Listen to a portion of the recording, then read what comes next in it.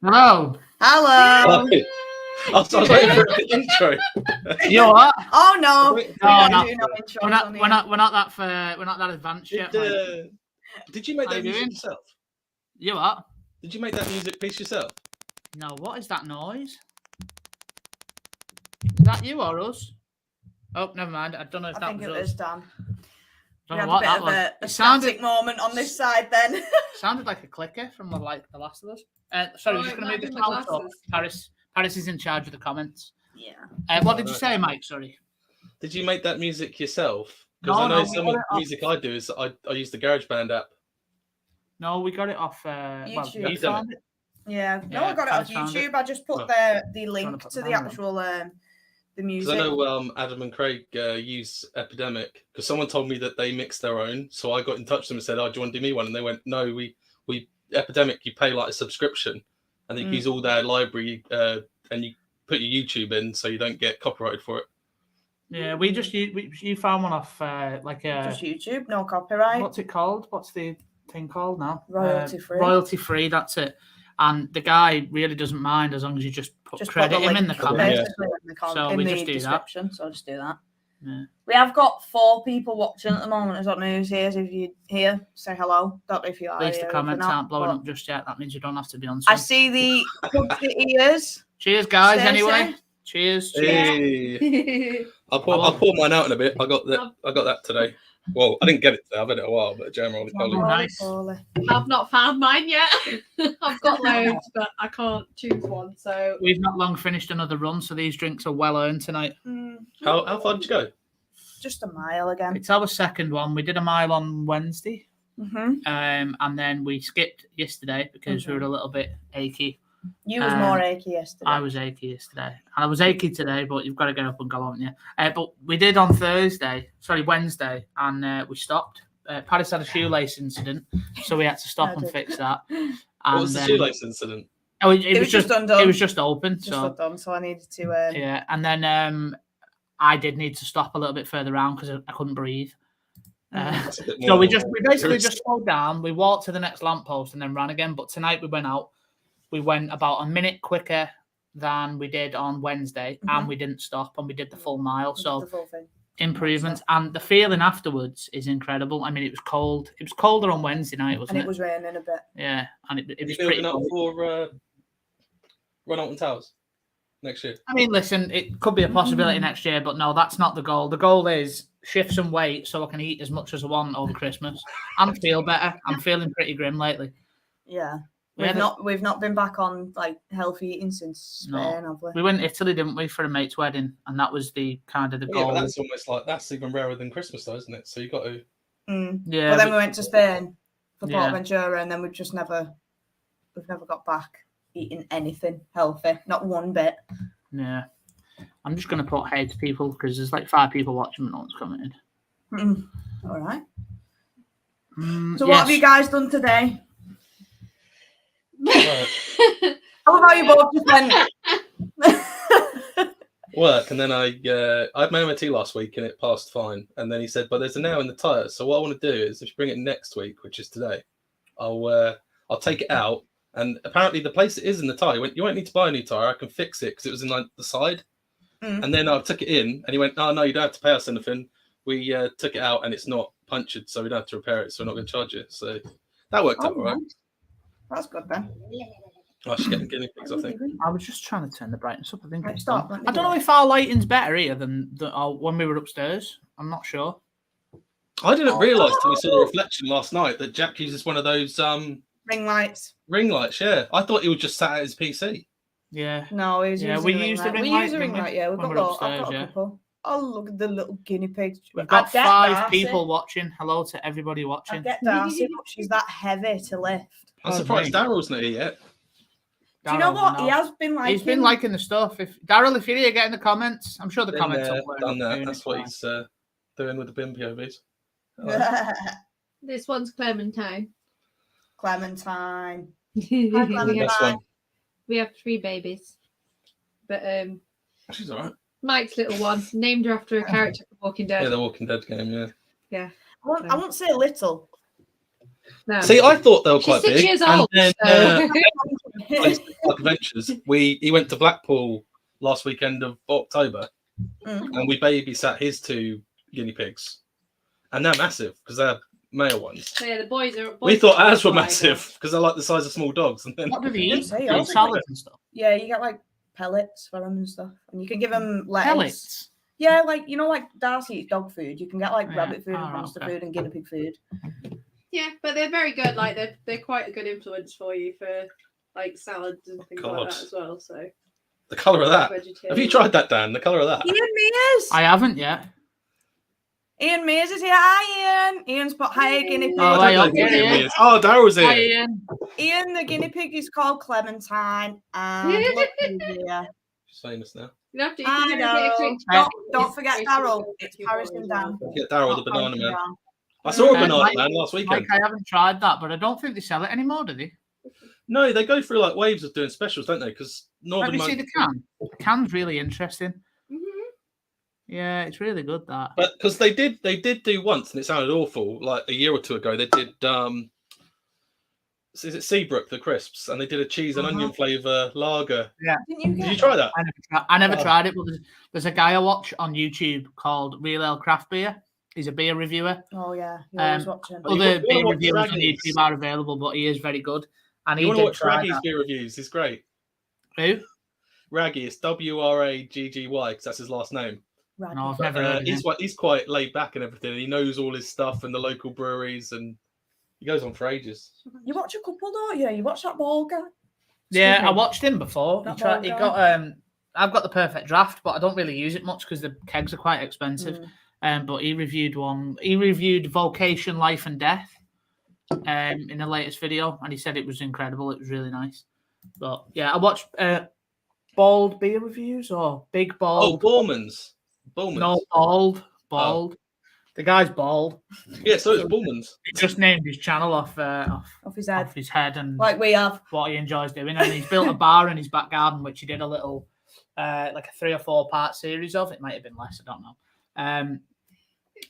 And he does all his filming out there. He's got the perfect draft set up. He's got a couple of other beer machines set up. And I was actually going to message him because he's put a custom neon sign up behind him. And it's his Oh, yeah. logo. Yeah, we And need it to looks get really a good. logo one. What's everyone saying? How is Pumpkin Patch? He's He is upstairs. upstairs, He's to be upstairs honest. on the bed. But Where- I have got. We've got Az on the stairs. Yeah, I've got a- still, Az is I've sitting on the got- stairs next to Skelvin. I still have Ah, some LED lights in the hallway of ghosts. Yeah, Shed Like Ghosts, yeah. So I've got like Oh, little lovely. rainbow umbrellas, and then I've got ghosts hanging down. love it. Like, It saves so much on the bills though as well. Just putting LED lights in the hallway, it's just brilliant. So She looks like she's looking at the camera like that guy. I don't know if you've seen I know him. in the British version of The Office, and there's that kind of cleaner who's there every now and then, and when he sees us on camera, he just stares at the camera and freezes. That's what it reminds me of. Oh, that's much better in full screen, but can we not see but comments? It's not seeing comments, no, unfortunately not. Yeah, we've got us in full screen, so I don't have to worry about that. Yeah, I'll just put Clementine here. Everyone smile to the camera. He's done it now. I really hope they didn't hand. I don't want to get told off for handling Clementine like that. But you know, Dan, you can just hit print screen and it will save. You can save the image. I know. I just do it on this to save messing around. Just to make it easier for him. Yeah. cute, aren't you? I think she wants to go back. Who's back? Who's back? I'll go pop it back. Bye, piggy wiggy. Oh, I'd put Darcy up, but she's too heavy. Yeah, Darcy's one of these where if you start messing with her, she'll start barking and then we won't get a word in edgeways. No. So the best thing for it, we've just given her some Marrowbone. a big chunk. Actually, she's left it. She's asleep on the carpet. Oh, that's all gold. Daryl's taken over the comments. Fairy animals. I can't remember what we drink now. I don't know why it's over there.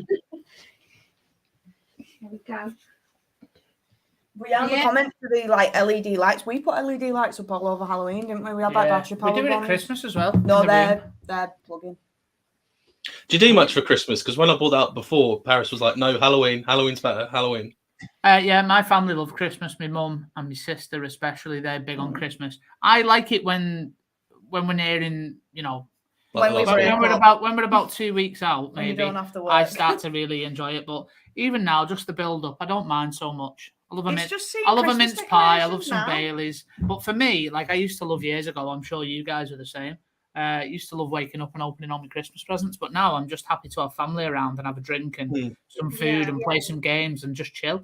I remember when I was younger, I'd get loads of presents and my sister would get loads of presents. But then I'd look at like my mum or my dad or my nana and granddad at the time, and they'd only have a couple of bits, and they'd be like crappy. They'd be like crappy socks or boxer shorts, and I think I'd be there with my toys on my PS2 or whatever I got, and I'd be like, "Oh, I feel really sorry for you." But as I've got older now, I realise I actually don't.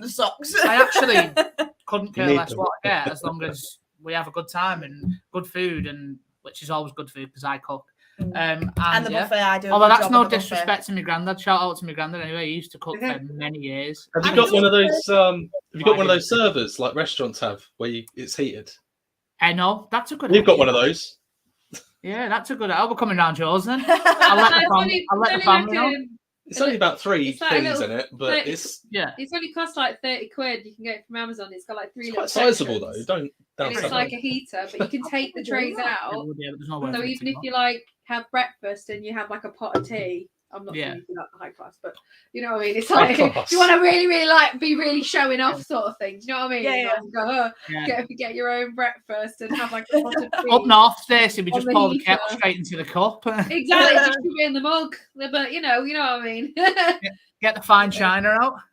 Yeah. Don't have no fine china here. Drinking like that. Smashing. Missing, darling. But yeah, we do take Christmas. Well, the family does take it quite serious, don't they? My mum and sister especially go all out with presents. Yeah, but this year we've said, listen, you need to take it easy because we're not going mad. It's not happening. We say that and we end up going a bit. Yeah, bonfire night. Not bonfire night. I wish it was bonfire night. Boxing Day is a good one because we do a big buffet. It's not for me because I work the next day, so I can't really drink. I mean, it's not about drink, but I've got till January off, so. But yeah, what about you guys? What do you do? Do you go to family or do you just have it yourself? Have a mixture. I prefer to have it ourselves, like on the day. Yeah, so we the past couple of years we've been having it by our own, and then we'll just go between your mum and dad's and my mum and dad's, really. Yeah. No particular order. It's just three. But it must be quite a cheap Christmas for you then, because you can just go and drink and eat at everyone else's house.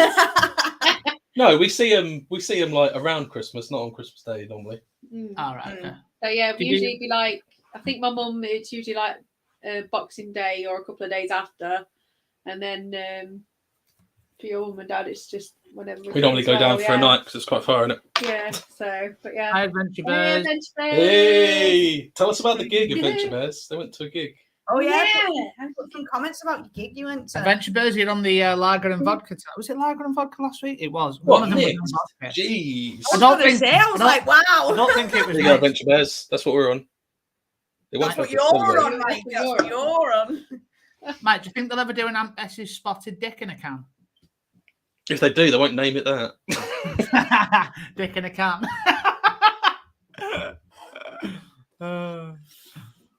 Daniel. Last night we were talking about Vocation. before my show we were talking about celebrations and heroes, and you went save that for tonight. Oh, yeah, I was going to come on to that when you flashed your can before, but then we started on to something else. Let's talk about the vocation. I'm hoping I get that for Christmas because I'd like to try it, but You're going to get it from a small craft shop, I think. You're not going to get it from a supermarket or anything. I say that because the family will watch this video back, so it might end up on the list. But I would like to try it. Celebrations, like I said on your stream last night, it's my favourite chocolate selection. Family for me at Christmas and Boxing Day. Don't forget, guys, there are 3 bank holidays in December of Christmas and New Year. Yeah, there might be 3, but Dan has to work 3. Oh, I know what he means by that because it falls on the weekend. But even if it doesn't, there are still 3 bank holidays.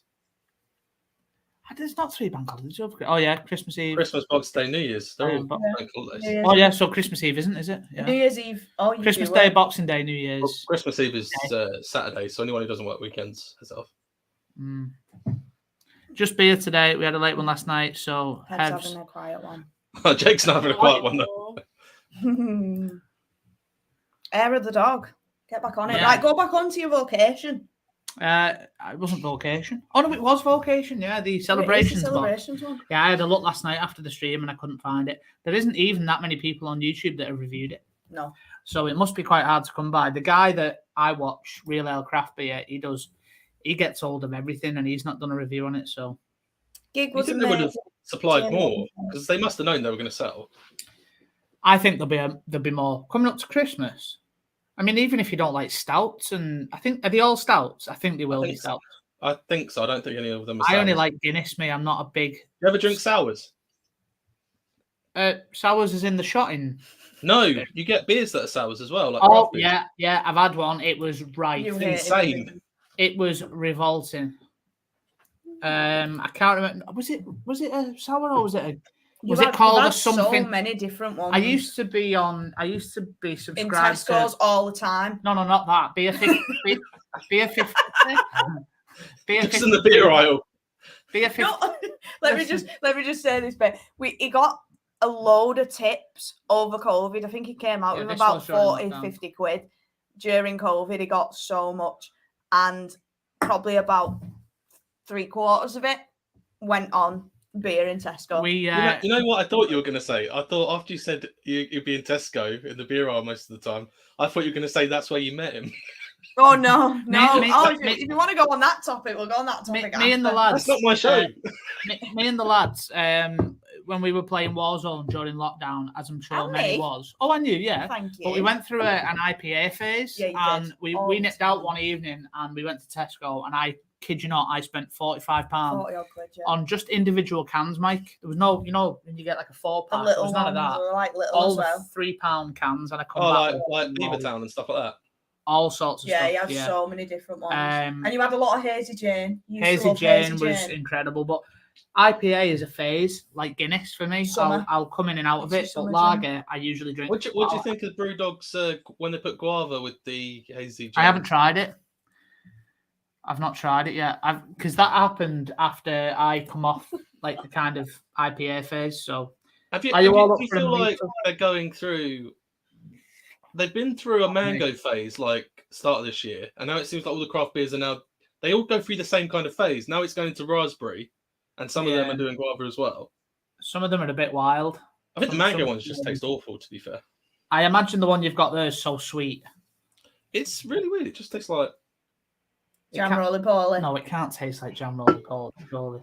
Strawberry, I would imagine. It doesn't taste very strong. It doesn't taste like jam roly-pop. It tastes a bit like a sour, I guess, because it's sweet.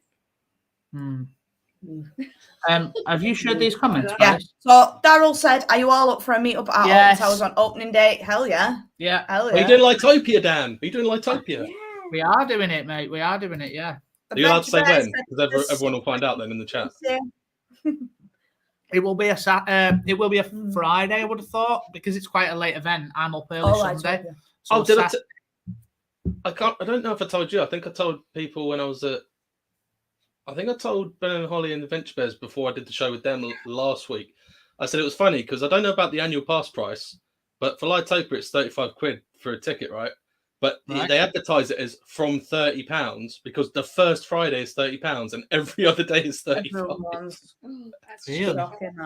That's bad, isn't it? That the 25th, and then I was like, "Well, I'm annual pass anyway, so that's just £15." But... I don't know what you guys are doing next Saturday, but it is I know it's a bit of a drive for you, and you would have to pay to get in, but it's the last day. It's not the last day. I think Sunday's the last day. The last weekend of Pleasure Beach opening, and we are going Saturday next week. I can't do it. Yeah, Mike, if you want to come up.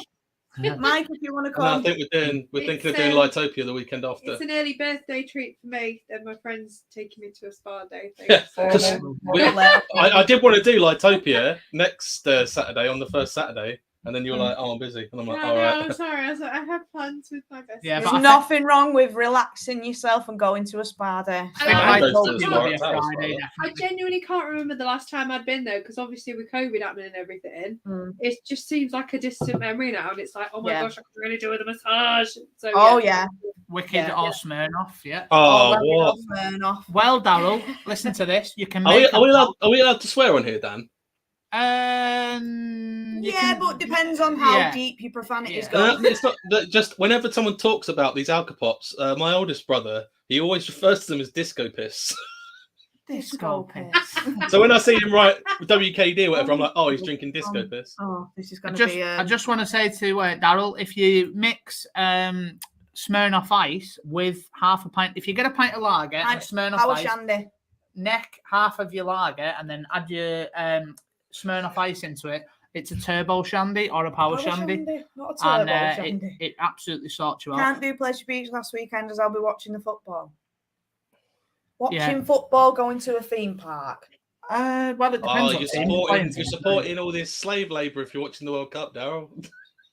Yeah, we're going to go next week. To be fair, my school's having it on Monday. We need to do a vlog, so we're going to go next week and do a vlog, and then the next vlog will probably be Litopia, and then it's all the stuff that we've got planned.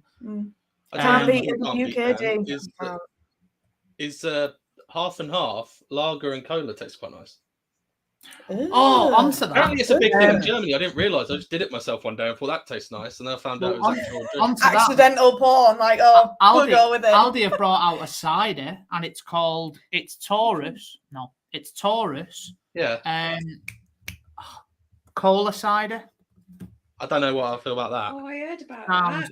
Revolting. I thought you were going to bring up the Brewdog. It sounds revolting, to be honest. I thought you were going to bring up the Brewdog. I've not tried it, but yeah, I heard of that one. WKD and port equals a cheeky. I actually like the sound of that. Dan, I've had a cheeky Vimto, but it wasn't that. I had a cheeky Vimto at. They would not have put port. They didn't put port in it. It was something else. And Dan, have you seen the Aldi Brewdog, Dan, that they've done with Brewdog in collaboration? Yeah, it's a very good Fosters and blackcurrant. Oh, that's what do we call one of them? Awful. Cider and black. We like to call them cider and blacks. Get a pants cider. Do you know this person in the chat, by the way, or not? No, I think it's possibly a spam one. So I'm not putting that up. Are you a family? Never mind. Yep, we are. Sounds a bit like the guy from last night. If we're talking about before you ask, we are a couple, and we're not free right now. If anyone's interested, go back and watch the chat from last night. No, the what's if we're talking about like mixing stuff. Dan, that was off air, mate. Was it? Yeah. Oh well. If they're talking about mixing stuff, I got this thing that it was like a non-alcoholic sort of night at uni, and they call it a bumblebee. So it's like cola with blackcurrant.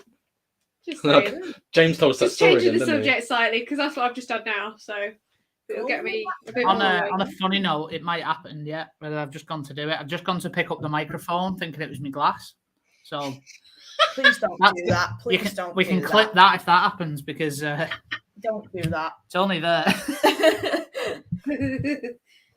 Imagine just a bit of ASMR from Dan. Is our sound okay, by the way? Yeah. Yeah. It sounds right. I don't know what to drink though. I don't know if to go for straight gin or Smirnoff. Have one of those raspberry beers I got you, those Belgian ones. It's raspberry. Oh, the cherry ones you like? I got the raspberry one. Yeah, Mike, do you want to see what I've got for later on? Because I found probably something. a quarter. Oh, if it's just Stella, then forget it. No, wait there. Don't you say anything, you spoil it. In fact, I've got a funny story about Stella. Oh, wait till he comes back, I think. How far's he gone? To the dungeon? He got chosen to be in the cave. Oh yeah, I've got a full big bottle of the orange one. Ew. To be fair, I don't actually like Bailey's. It's horrible. It's gorgeous. It's horrible. I missed the mint one. The mint choc one they used to do was great. It tastes like puke. It tastes like when you've drunk milk and you're going to be sick. I can't remember. It wasn't like a promotion thing. I think there was. It was something for 20. He wasn't with me, but there was a trial at the time. No, we wasn't together. This was years ago. It was on trial. Right? Just like, yeah, you weren't with me, girl. No, but you were acting like you knew what I was about to say. He was going to be on about when you got that bottle. Basically, you could sign up to receive a free miniature of the. Wait, you had to sign up. They can just give you one. We've got 12 people watching. Guys, share us around, like, and obviously subscribe to us and to Stacey and Mike, which is love to explore. I don't know if they put the link in the description though. We want 20 people in this live stream tonight because we've only. Oh, hang on. I thought it dropped down then, but it didn't. As I was saying, I signed up on the Bailey's website and you could get a free miniature of the Bailey's coffee, and it was incredible. They don't do it anymore, I don't think. Yeah, it doesn't in Jock either. Unless someone's kept older one. There's Eat and Mess in Asda, isn't there? Other supermarkets are available. Oh, the Baileys, yeah. I've seen the tiramisu as well. The what, sorry? They've done a tiramisu one. Oh, that sounds Baileys. Ooh, We've got the apple pie one. Oh, I wanted that. Is it good? I don't want to drink it because we haven't refrigerated it, so I don't know if you can drink it after you've opened it. Have you got ice? Yeah, but if it's gone off, that's not probably a good situation. I put 1 cube of ice in it and then pour the Baileys over it and it chills it just What I was nice. going to say about the Stella, right? I'm not going to say the name of the town we live in, but we're on the Spotted page on Facebook. We follow it. And to show you what our town's like, someone once put on there, I feel like last year, went, when did Stella drop that percentage from 4.8 to 4.6? Well, Mike, I will. There you go. These have been outside since I really want to try that. These have been outside, hence the dirt on the can. It'd be cold though. They're all right, but I will never, I promise you this, I will never buy this again. I bought an 18 pack for bonfire night. Why? What's wrong? It's 4.6%, but it's not the percentage. I'm not drinking it to be hammered. It doesn't taste the same anymore. I find you've got to circulate what ones you have, because I didn't like Budweiser, and then I went back to that until I didn't like the taste of it, and then you go back. Well, I get a keg of Stella on the perfect draft for Christmas. I'll be getting one. Oh, is that that cherry beer? That's the raspberry one, because it's usually cherry, isn't it? Yeah, I get a keg, Mike, on the perfect draft of Stella, and you buy it from Beer Hawk, and it's from Belgium. It's imported from Belgium. It's 5%. It's proper Stella, and it's gorgeous. It's worlds apart from this. This really isn't that good. But I've only got 2 cans left, so I'll drink it. Daryl's pot. Yeah, there's nothing on the bottle. Do you want a glass for that? I'm all right, Carl. I'll drink out the thing. I'll be all right. My little pea-sized bladder's going to start soon, so I'll be back in 2 to your head's like this. I'll be back in 2 to the toilet. Yeah, we've got to see him. We've got to see him drink. I do feel like I'm a bit further forward at the moment. He always does it. I always do it. I don't know. I'm trying to be with you, technically, so I'm trying to put my head through the screen. 3D glasses. Eye contact. 3D. Out the corner of my eye, Mike, it really looks like you've got a Nemesis 94 woolly hat on. No, I got it from Wales because I jokingly, when I saw it in the shop, we went on holiday. It's got the Welsh flag on it, the Welsh dragon. But I joked that, do you think Fab ice creams are this colour in Wales? And then I bought it. Bit like a weird Neapolitan. Is it that cold in the house you need a woolly hat on? That was when we went to the Slate Works. Yeah, we went to Carnarvon Castle. And the Slate Works got this one. I've been there, Slate Works. What's the one I've been to? You've been to the one that was on. How do you say it? I can't remember. New Swishstein Castle. When I'm a Celebrity. The one that begins with a G. I don't know. That wasn't on my Castles episode. It sounds like it sounds a bit like Gwilym, but not, is it? Is it Gwen? Gwen Summer. Anyone know? Yeah. You should look at me. You've got a hair on your eye. I'm sure that the Welsh say it differently. Not like us. Squelch. It sounds like you're saying like squelch. We went to a petrol station in Wales that you just stopped at randomly because you needed petrol in like a town. And I looked at the site. I wish I'd taken a photo of it. And it went DVD rentals. I was like, who the hell still rents DVDs? Yeah, we were like, I missed them back in time as well, slightly. I missed them days. Oh, Blockbuster. Do you remember? Yeah. Have you watched it on Netflix? Mike, I remember Netflix, a new sitcom. The what? Sorry? There's a new sitcom on Netflix about the last Blockbuster store. Have you not watched it? I've seen it, yeah. I've not watched it, but I've seen it on there, yeah. It's not too bad. Yeah, I used to love going like every Friday. And then you trade like your games in and stuff as well. You rent a game and be like, yeah, this game's so good. And if you didn't have it back, if you didn't get it back on time, you'd have to pay. You got fined. Yeah, you had to post it through the little post box. Did you see that VR game they were going to make? But I think they had problems with licensing the films. You'll find it on Google or something. They were going to make a VR game for PlayStation, I believe. And you could go around a town and drive. But the whole thing you could do was go back to your house. But you could visit a Blockbuster and pick a thing off the shelf and look at the case, and then you can kind of hang out with your friends on VR and watch the film. Oh, that's pretty cool. That sounds. But I think they have problems with licensing the films probably because it's still not come out. Do you know what game I really want? I need to remind me of this. I need to go on to two things I want to say real quick, but I'll go on. The game that I really want to be remastered is The Simpsons Hit and Run. I think it's coming. There's a lot of. Have you ever played it, Mike or Stacey? Yeah, I've completed it, but I think the maps were just one big circle. That's what I didn't like about it. If they made like a big city. Well, yeah, but that's the best bit. In the same vein, I thought Lego City Undercover was also a good GTA clone that was family friendly. That was really funny. I don't know if you played that. I think I've played it. It parodied like Shawshank Redemption and loads of other stuff, and it was quite a good map as well. I think you got Lego City for me sister. I bought it for your sister, yeah. And I'd started playing it with her, but then obviously like things happened and. That's just Lego GTA. I need to come back to this question about. Right, go on then. We'll do that one in a minute. Right. What the two things? I was about to say. I remember. Do you remember Twisted Metal, Mike, on PS? Yeah, with the clown ice cream van. I've got that on. PS1, yeah. We used to go and rent it from Blockbuster, me and my dad, and we'd rent it for a week. So we'd go back and get it again and again. I think you could do a week. I'm sure you could do a week. Yeah. Yeah, we used to rent it all the time.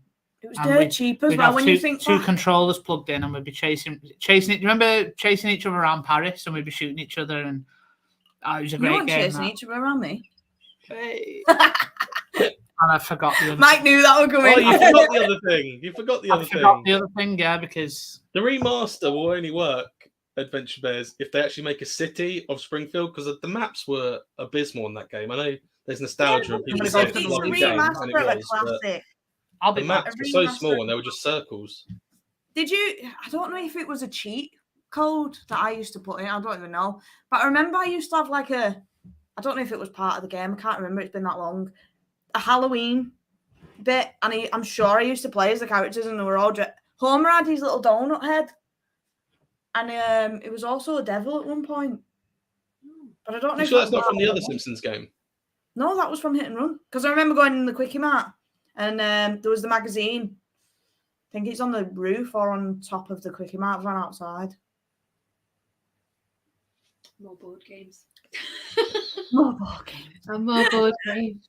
Oh no! I do play the odd game, but what did I play? I've not played games in ages, and I went on the PS4 earlier to do some updates, and I decided I fancied driving around London, so I just went on Watch Dogs Legion, just mucked about for a bit. I'm gonna say, I'm surprised your computer didn't say, yeah, it's not gonna update for like 2 days. They're so bad with the updates at the moment. Even our PS5s are constantly like, there's a new update, and you're just like, what? Oh, the new the Devil, is it called The Devil in Me? The new Dark Pictures anthology game's out today. Oh. And I've got a feeling the curator is going to be the killer at the end, but I don't know. I might have to buy it. It's really good. We started playing from them. Oh, we played the trial at the Quarry. The Quarry we did. We only played the trial. But it was good though. Coming up to Halloween, it was, yeah. It wasn't bad. Daryl said I'm more of a Grand Theft Auto Online on the Xbox. Yes. We do like Grand Theft Auto Online. Me and Mike have got a lot of stories about Grand Theft Auto. I miss GTA 4. I wish they'd remaster that because I hate the map in GTA 5. Do you remember? Oh, I love it. But do you remember when we used to drive up the roller coaster track, Mike? I remember when we used to jump from the second island to the third. And I remember we downloaded the Ballad of Gay Tony because you could get a parachute, went to the top of the Empire State Building and parachuted to land on the cup, the Statue of Liberty. Yeah, we'd try and land. I love how you was like land on the torch, and we'd see who could do it. We'd see us all like floating. And then if we land on it, we'd take a picture, put it on Facebook. Yeah, I actually have the photos. I know Facebook, I've seen some of your pictures. If I know we were going to talk about that, I would have brought them up. That'd have been really. I miss GTA 4 though. Yeah, I do. It's really good. That is worthy of a remaster. Do you not think GTA 5 would be better if Los Santos was half the size and they got another city at the top of the map?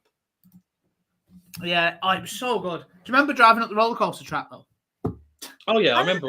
San Andreas with my sister. It took us a while to do that, and I remember just down the beach from there, we tried to do a jump on the sand dunes so we could land on top of that building, but that was quite hard to do. Oh, I don't remember.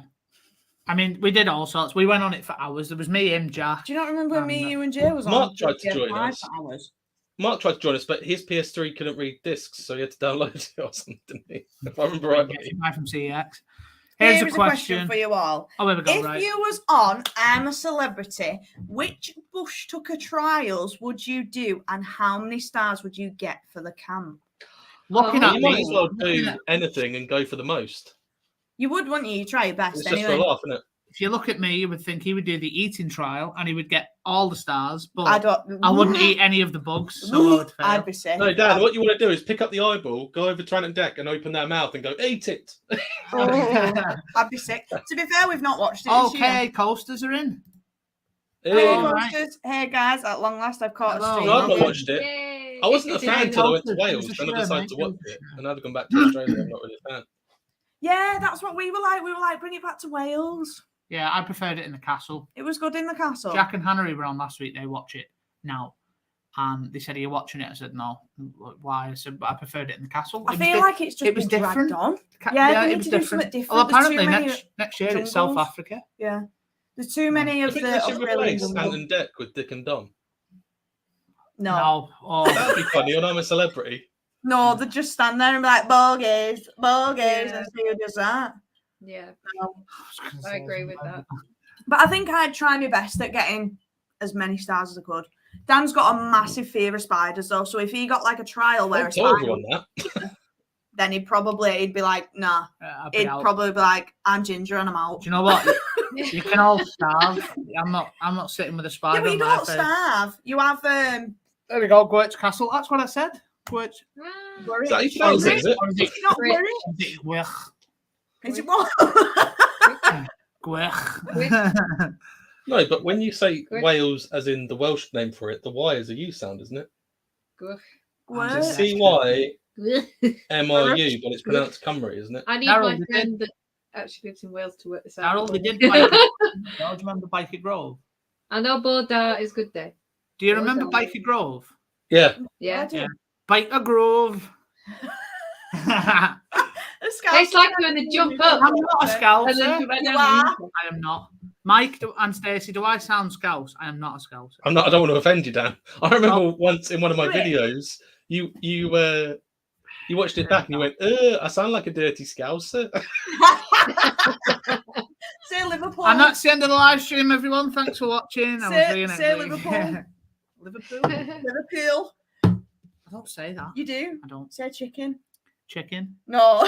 Say it how you usually say it. Chicken. I don't say chicken. Chicken. Liverpool. Listen, we're about half an hour from Liverpool. Say calm down. We're half an hour. We are half an hour from. No, we're probably about 20 minutes from Liverpool. No, we're 30 minutes from Manchester. So you Scouse. I support Man United. That's the end of it. I'm from Bradford and I support Man United. That's nothing to do with it. Start supporting America in the World Cup. You can have a passport for there as well. Yes. Can I have an American Express, please? Right, I'm going to get another beer. Right, we've got 12 people watching, guys. I'm going to keep saying it.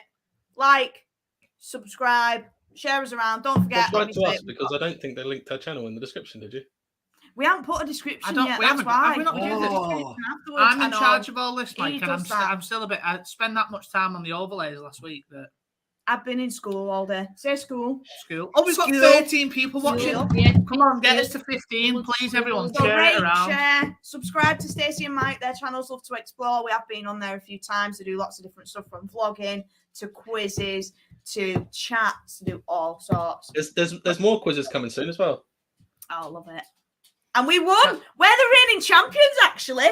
We Brazil? No, you're not from Brazil. Hello. Yeah, Dan, these are spam. Actually, I'm not putting them up. Oh, I thought that was fantastic that someone from Brazil was watching. Right, I'm just going to get a bit. Oh, that'd be fantastic. Where is Jack? That's why We're reaching to an audience. Daryl, we don't know where Jack is. He was meant to be in the comments. Probably asleep. And he Well, said He's he was- missing. He's gone missing. Hi, Kaz. He said he'd be in the comments. And he said, Oh, gosh, we've got a few people saying hello. Hi, Lewis. hi, everybody. Oh, Uh, thank you, Katie. Katie has put, I filmed a video recently and mentioned you both. Oh, thank you so much, Katie. Katie will watch it. We do watch your videos. We do. Please, everyone, share this stream. I mean, 15 Share. kind of dull. Did you say Cher or Cher, the singer? Oh, don't start. I realised last night Paris corrected you when you said pool. Oh, yeah. I said Pool. It's pool. Pool. It's pool. It's pool and it's school. Pool and school. No, pool and school. Mike, you're really. I will take him While we're back talking to about school. accents, Mike's really southern. No, he's not. He What do you is. mean by that? Say You're bath. not- Say bath. Bath. Bath. Don't say bath. Say it. Say bath. I did say bath, yeah. Yeah, Bath. bath. I Oh say my castle. goodness, I have say a ball. castle as well. If you said to me you're going for a bath, I'd think you're going to be sick. I'm going to have a bath in a minute. I'm going to bath. You sound like someone out the queue line for Gangster Granny. Lewis has put, how are you guys doing today? I'm good. I'm very Good, tired. thank I've been you. in school all day. How are you doing, Been a very Lewis? busy day. How are you? And Mike and Stacey, how are you two today? All right, yeah. Bit tired, but all right. Stacey said, hopefully we do a collab. Anybody joining us for a drink? Hopefully we do. Anyone joining us for a drink in the comments? I would love to meet you at a theme park one day. Well, we're all going to go. We're going Who to said Blackpool, Lewis. that? Oh, We're going to Blackpool Saturday next week. yeah. So there'll be no For the last drinking next Friday night weekend. chat, but And Are you going to be able to do a Friday night chat if you got to get up early? yeah, Yeah. Blackpool's an hour from us, so it's I fine. used to go to work on 3 hours sleep. Yeah, Paris is So- hardcore. Is that why you but don't to work be then? honest, I'm up at 6:30 on my days off, so it's not an issue for me.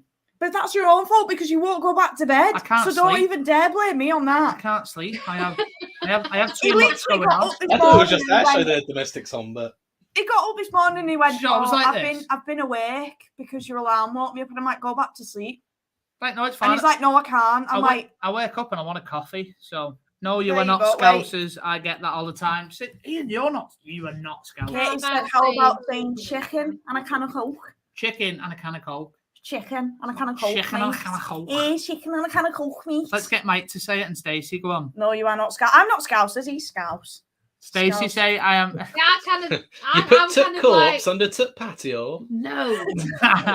Car up road. Knew that one was coming. There's a car up road. I'm No. kind of like in the middle a little bit because it's like I'm originally from South Yorkshire, but then obviously Mike's from down south, so I changed my accent. And my mum and dad are Not that from, far, Cambridge. but my mum and dad are from Barnsley, so I changed Barnsley, quite a lad. bit. Yeah, you change your accent when Fancy we're at your I families. do. yeah. I changed my mum. I go mum, dad, and and all that. And I have to so learn new completely words. changed. I don't know if it's the same way you are, Dan, but in like Yorkshire, people say sen instead of self, Me saying, and they Oh, say yeah. while instead of until. That took me a while to realise what I was saying. I'll have to do it myself. Some of the Yeah. annoying ones is, and we used to have this debate with your family, was All the time. Bread cake.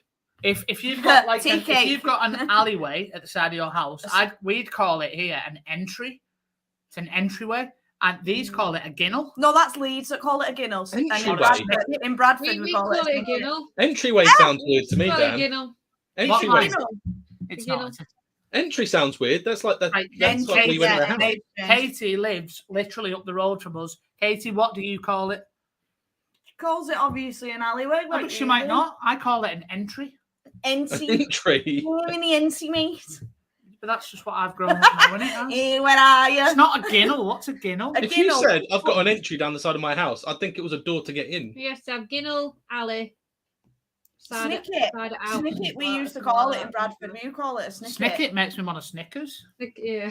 Oh, Daryl's upper class. He's Oxfordshire guy. He does the boat race and everything.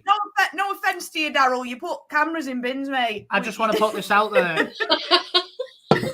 Oxfordshire. I'm fat on the lawns. Oxford is home to the best service station in the country.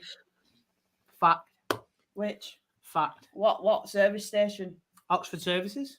Right, okay. Well, you just meant Oxfordshire is home to the best. Is there only one Oxford Services? Probably multiple. Oxford Services is quality. Which one? Adventure Bear says it's an alleyway. I don't know, Mike. I thought there was only one called Oxford Services. Ian says yes, it's an entry. Yeah, it is. See, Ian lives in Warrington. Ian's 5 minutes from me. Is it Warrington Scouts as well? No. We're not. Is it on the Mersey? Yeah, we are on the Mersey. The Mersey. Yeah, we are really close to the Mersey. Yeah, we are very close to the event. Stinks. Favourite theme park you have been to? Mine is EnergyLandia. Mine is List. No. Oh. Too late. You've put that in now. That's too late. Well, as me and Dan probably EnergyLandia together, but I have been to like Islands of Adventure and Disney. So I want to experience them with you. My favourite park that I've been to with Paris was Portaventura, and my favourite park I've been to without Paris was Lisburg in Sweden. Why? Portaventura was incredible. I've noticed what Daryl put in the comments. Has he done a bin POV there? I don't know. Oh yeah, you need to do a bin POV. Daryl all the bins. Pardon me, sorry guys. So, Mike, Stacey, what's your favourite theme park that you two have been to? See, I've not been to that many compared to Mike, so obviously Mike's been a bit more broader with. Mike's got around a bit, hasn't he? Yeah, it sounds horrible, but yeah. Mike, you dirty dog. I'd probably say Europa Park. We've not been there. To me, I kind of everyone puts John Wardley on that pedestal, which is fine. I think he's all right, but to me, it's like Roland Mack is like I probably think of him as other people think of John Wardley. Just all he's done. Get offended. No, I mean, Mike you preach John Wardley. Yeah, but it's not like I've said some guy off the street is as good as John Wardley. I'm saying Roland Mack. John Wardley is probably like top dog. So I mean, I'm going to go football it's here. Your opinion. Apart from the interview this week, Ronaldo was here as like a hero to me. He still is, I'm not going to lie. And John Wardley's here as well. So that's where am stand I? with me. You're sat up looking down on him. Well, we got that right. For a second. But yeah, John Wardley. I once went to Bellaweird, and I don't know if it's still there. They had a version of a ride like a Super Splash, like Tidal Wave. And I didn't go on it, and I wish I had now. They had boats where they just had a metal roof on it, a red metal roof, so you were encased. And I thought that'd be insane because there was no window, so you'd just be sat in this boat, going round the ride, but not knowing what's going on. Oh my god, that's so strange. I think John Wardley's so well known and so big, popular among many. Obviously, for Nemesis. I think they dropped the ball when they let Pete Cliff leave. Yeah, they should have paid him. I don't think he asked for more money, but they should have just paid him more, and because they need someone to be there because John Wardley's not going to be around forever. No, but I mean, but is anyone? They're two separate things, aren't they? Pete Cliff was more into the entertainment side of things, and but he could be someone who they go, oh, the enthusiasts know this guy, roll him out at this event because people know him. Because they use John Wardley to market, which I'm not saying is a bad thing, but you need someone else when he's not going to be there anymore. I don't think they do. Because the general public, the general public don't know John Wardley. Yeah, but the enthusiasts do, and they're the ones who are going to go on the internet and go, Nemesis, Nemesis, Nemesis. There's going to be more searches on Google that's going to get spread more. And it gets trended on Twitter. Yeah. Enthusiasts are tough for mugs. Right. So wait, we've gone way off topic. What was you saying? Stacey, what's your favourite theme park? I think mine would still have to be, it sounds really strange, but I've not been to that many theme parks. Go for it.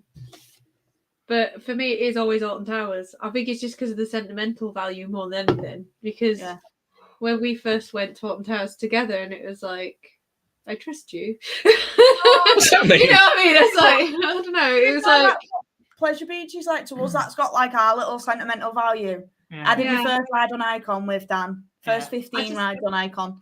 I just have a lot of happy memories. I did like American Adventure when I was younger, which we happen to be like. Yeah, we live about 2 minutes walk from there now. I know, it's so annoying. But now it was like, I mean, my first ever roller coaster was on there.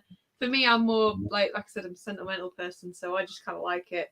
But then also, I also quite like some of the Gullivers as well. Gullivers is fun. It might upset some people, but obviously you need a kid to get in. But when we've done like the Gulliver's Gallops and stuff like that, I really like the Matlock Bath one just because that's our local park. It's similar to Alton Towers because they've got all the nature there. So there's a bit where you can just go away and recharge from like all the thrills a little bit. But at the same time, they use the space. Like literally got like a flume incorporated in the like not cliff edge, but the Pennine edge. Yeah. And it's just like, it's got just so awesome. And I just like that kind of shit. Chessington, because Chessington have got like little nooks and crannies where you can go. And they used to have the beach. I don't know if the beach has been changed to something else. I'm sure it has. The beach is gone now because they used to have a beach area, and that was like so good to just. As for Gulliver's World, Stacey, I get that because I've never been. I grew up going to Gulliver's World in Warrington, and the walk. If you've seen the Bonfire Night vlog, when we went for a walk around Sankey Valley, if you go on Google Maps and look where that is, it is the exterior of Gulliver's World. So it's a good place to go in the off season. We went last year. No, we went in January. We've been so many times. We went with Jack and Hannah, who were on last week, and Jack took his drone up, and we could see the antelope, and we could see all the other rides in the park. Really he said Jack took his drone up for a minute. Yeah, we might have to get him to lend us the drone so we can. I think World is my least favourite of the four, though. I don't know. It's Gulliver's World, the Warrington one, then. Yeah, it's the right one. I think that one is my least favourite. I've visited all four. I've not been to Gulliver's World. Matlock. It's so run down. Easily 15 years. We're not allowed in. We can't get in without. We can't get in without a child. Unless you get in touch with ECC. I did message him and I said, "Is there any chance we can come in and do a video on our YouTube channel?" And they said no. Hi, Rebecca. That's really odd because I messaged the one near us once without ECC, and they went, "Yeah, just mention this name when you get there, and you can come in." So I just took the email, and they're like, "Yeah, you can come in." Well, obviously, we understand the importance of not videoing children, but obviously, we tried videoing the riders that were going around when no one was there when we got quite early. So yeah, we're quite lucky. Are you going on the Starflyer? Daniel, you cut Stacey up then. Have you two? Oh, hang on, they're the only two rides out Fantasy Island, aren't they? Do you know what? This sounds ridiculous.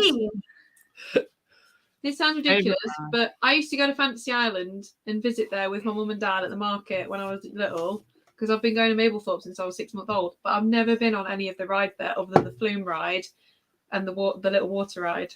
With my to be fair, the Flume ride is really, really good. Oh, and the Volcanic Eruption. Volcanic Eruption was another one. But I've never actually been on the big roller coasters. We definitely should next year. We should honestly, we should plan Vegas weekend. We should plan a trip, a few of us, and do the park, and then go for a few drinks on the night because there's some accommodation around there where we stay over. We stay in the Anchor. The Anchor, yeah. It's just on the back of like a pub area. It's really nice. It's about £67 and it's so close to the beach. And it's right by the beach. And it's so nice in the summer. Honestly, we should go because it would be a good night, a good day and night. I'd love to do that.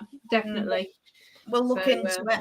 Rebecca said, "Not a chance to you going on the Starflyer. 10 out of 10 will pass out." There's a Starflyer at Blackpool at the minute. I went on the largest one in Europe, but I don't think I'm sure they've turned it into a drop tower now, where the seats face down. They've repurposed it. We went on the largest one in the UK, which was the one at. Well, was that the one? I did some research before, and that was 230 odd foot. This one at Blackpool is apparently 260. Yeah, I didn't look it though. Hang on, this one is that from sea level or from it's by the sea? It's never going to be open, level, is it? You know what I mean? She sent me a picture of it in the family chat before. They do that with the big one, don't they? They do like sea level and then below. Sea level's what everything's done by, isn't it? No, I'm sure the big one like goes by beach level. I'm sure it does. This is what she sent in the family chat this morning. Where's the Starflyer at Blackpool? Oh, hang on. It does look quite high. It's they've got a market opposite the Blackpool Tower.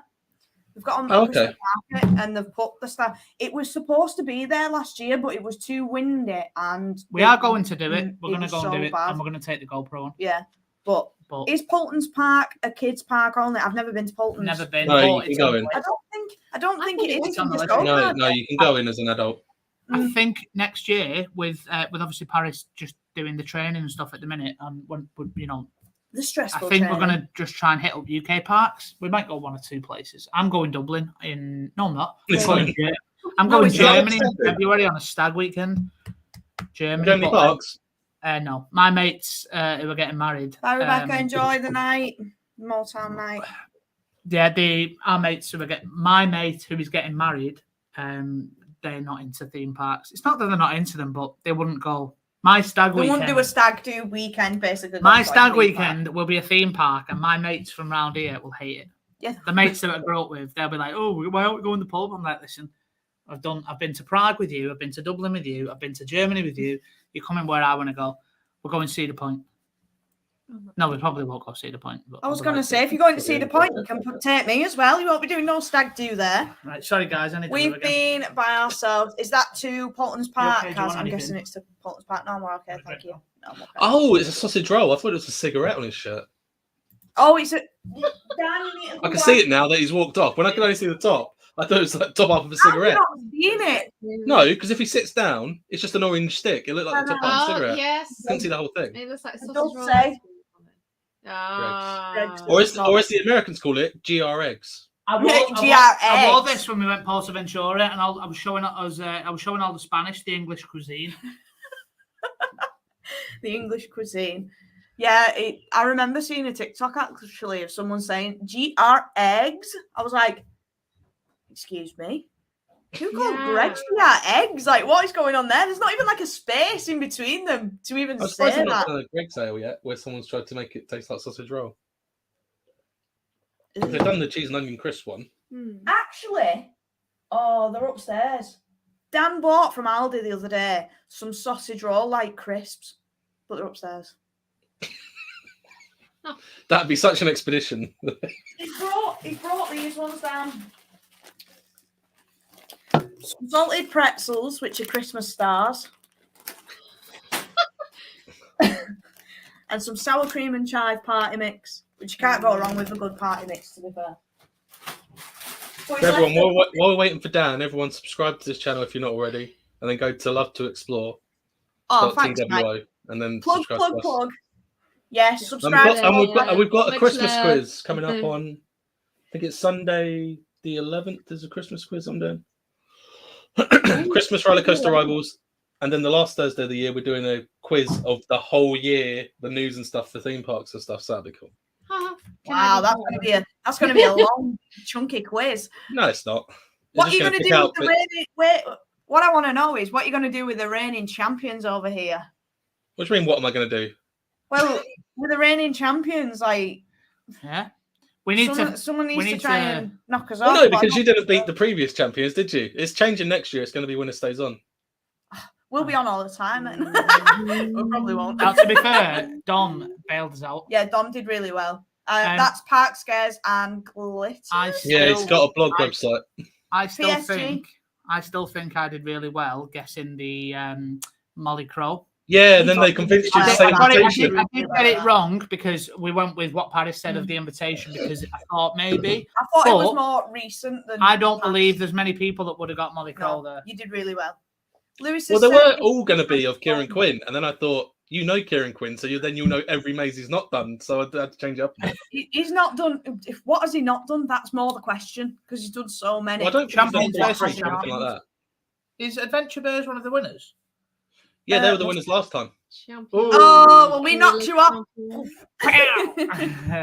Lewis said this week has flown by. Do you think? I think it has. Do you? Oh, and he's got a bird on his picture. Isn't it weird? The paranormal. Stacey disagrees. Stacey is like, this week. Yeah, me and Stacey are just it's been so heavy this week, but each to their own. you guys very much each to their own. You guys over winter? You get your odd week. You get your odd day. Was that that? Yeah. Would you get your odd hour? I'll get it in a minute. Everyone's talking over Dan.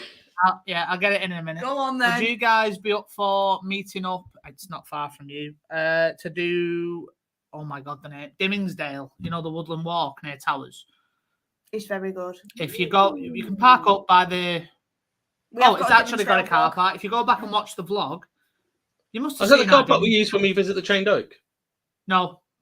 If you watch our vlog after or whenever you can, watch the Dimmingsdale vlog. It's a great place for enthusiasts to go off-season because you can climb up this rock. It's not really a climb. You don't need to be like Bear Grylls or something. You go up and you can see the Smiler and the Smiler screen and Oblivion and the towers. And the ruins. And it's just kind of a nice place to sit and just have half an hour and look into somewhere that obviously... And just chill. Have a picnic. Obviously, we all love and enjoy going all year. So. And get your steps in. But it's in Alton Dan Village. gets you lost. I did get us lost, yeah. But if you watch the vlog, we did get lost. But Dimmingsdale walk is fantastic for enthusiasts to... What? Daryl said I do have to do a live with you all at some point. Yes, you do, Daryl. We will message you and get you on at some point. Yeah. We'll be live from our bin for you, Daryl. I enjoyed all your Halloween videos. So sad it went by so soon. It did. I thought Halloween literally flew thank like you, though. that. I enjoyed your Halloween videos. Thank you very much. I think we did quite well with our Halloween little section this year. Don't forget to watch.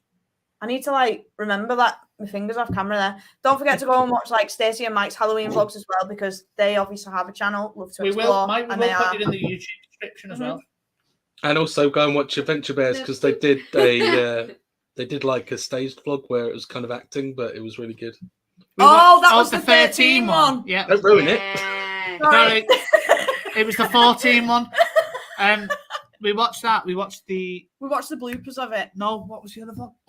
It was a scare event. Was it Terror Island at Isle of Wight? Oh, Scarefest. The Screenfest. Screenfest?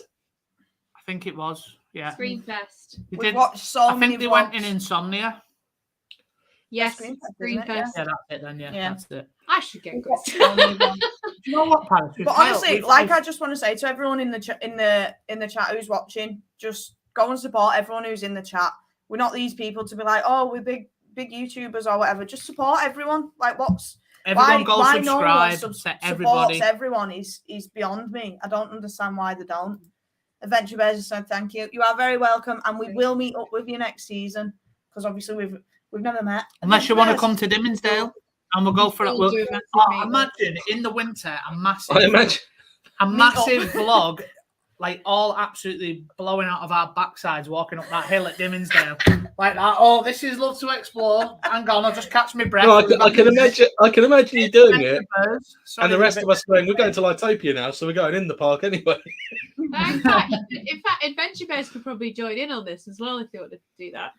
Honestly, Dimmingsdale is the place to go when it's during close season if you want to be near Alton Towers because you will definitely... You'll see Oblivion, Smiler, I feel like you just want to go in, but obviously you can't. To be fair, when you're on Oblivion, you can actually see the rock where you sit. But that's if you like. If you like me and wear glasses. It's where I think it is. I think I know where it is. You know, as you come down the hill from the village and it kind of turns down, you come down and what's the pub? What's the pub? Yeah, the Alton Bridge, the Bridge Hotel. It's called the Bridge Hotel. Yeah. So you turn left there. Yeah, it's that car park. Carry on down a little windy road, very narrow road. It goes a bit more towards the right. Yeah, it's basically like a nature reserve. That's the same car park we used to visit the Chained Oak. That's what. Yeah, that was. Oh yeah, that's it. Yeah, they've got like a little if you go across, there's a bit that goes over the river. Yeah, that's it.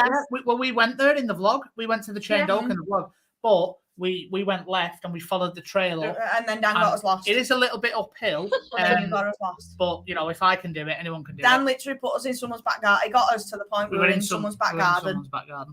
And I was like, Dan, we should let fireworks off this time.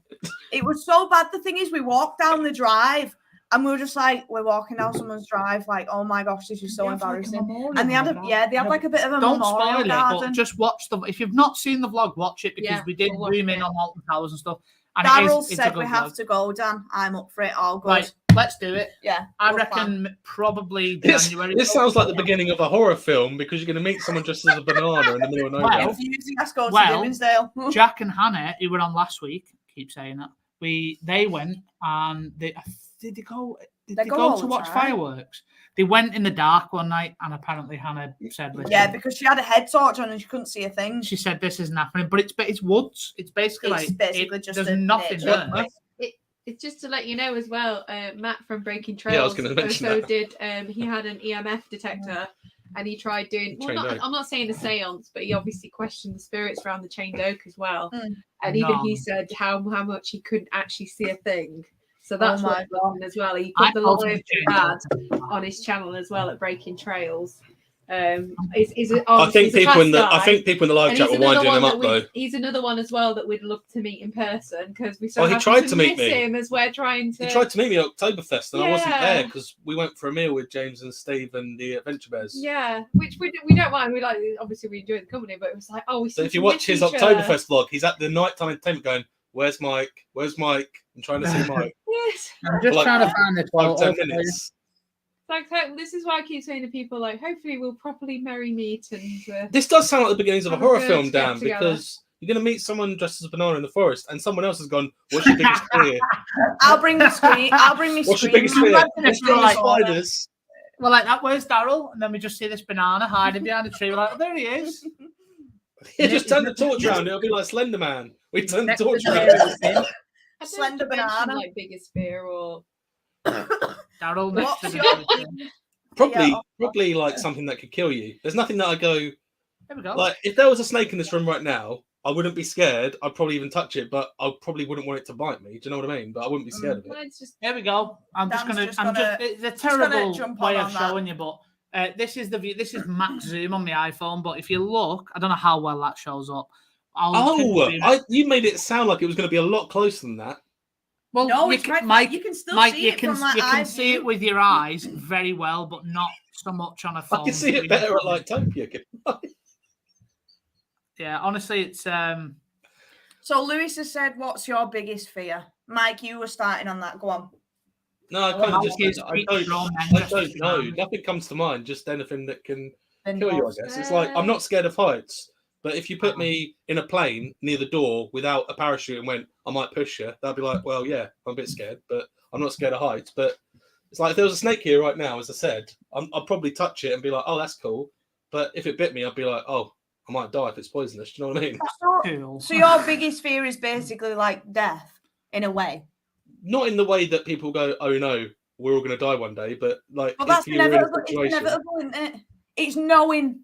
Basically, actually walking up at a funeral like that, going, "Well, it was inevitable, really, wasn't it?" Can I just say, welcome in the chat. Welcome in the chat. Anyone who thought we were talking about roller coasters and theme parks tonight, we're talking about death. Well, this reminds me of the episode I did about castles on my show, and someone rocked up in the chat and were like, "What's going on here?" Well, death is inevitable. You're literally born to die. I know that sounds horrific. My biggest fear is you're born to die, so live your life. Money comes, time doesn't. Believe it or not. My biggest fear is spiders and heights, and I don't. And I go on roller coasters. He hates heights. I won't hold on. I go on like the big one or the Hyperion and Red Force in Ventura. No fear whatsoever. But the Starflyer at Fantasy Island, if you watch the vlog, I was so scared on that. Yeah. What about Drop Towers? No, we can do that. Drop Towers scared life out of me, but I'll go on. But he can't. This is going to sound really pathetic. If I was a window cleaner, Mike, if I was a window cleaner, I would specialise in bungalows. That's what you can't. You genuinely can't. You can't specialise in bungalows, Dan. You can't do it. Can't be done. Honestly, I can because I can reach. The thing is, I like Christmas decorations and stuff. They're up in the loft, so like if Bernadette says, "Oh, can you help me get the Christmas decorations down?" Dan will go up one step and he'll go, no, and I'm there like just going up all the steps, hanging out of the loft, swinging like a monkey. And he's just there like, I can't do it. He goes up 2 steps and he's petrified. But if a moth comes in the house, I've got to get yeah, moths. No, mine vertigo. I get vertigo that kicks in if I go beyond a certain height and I don't have anything to hold on to. I just spiral.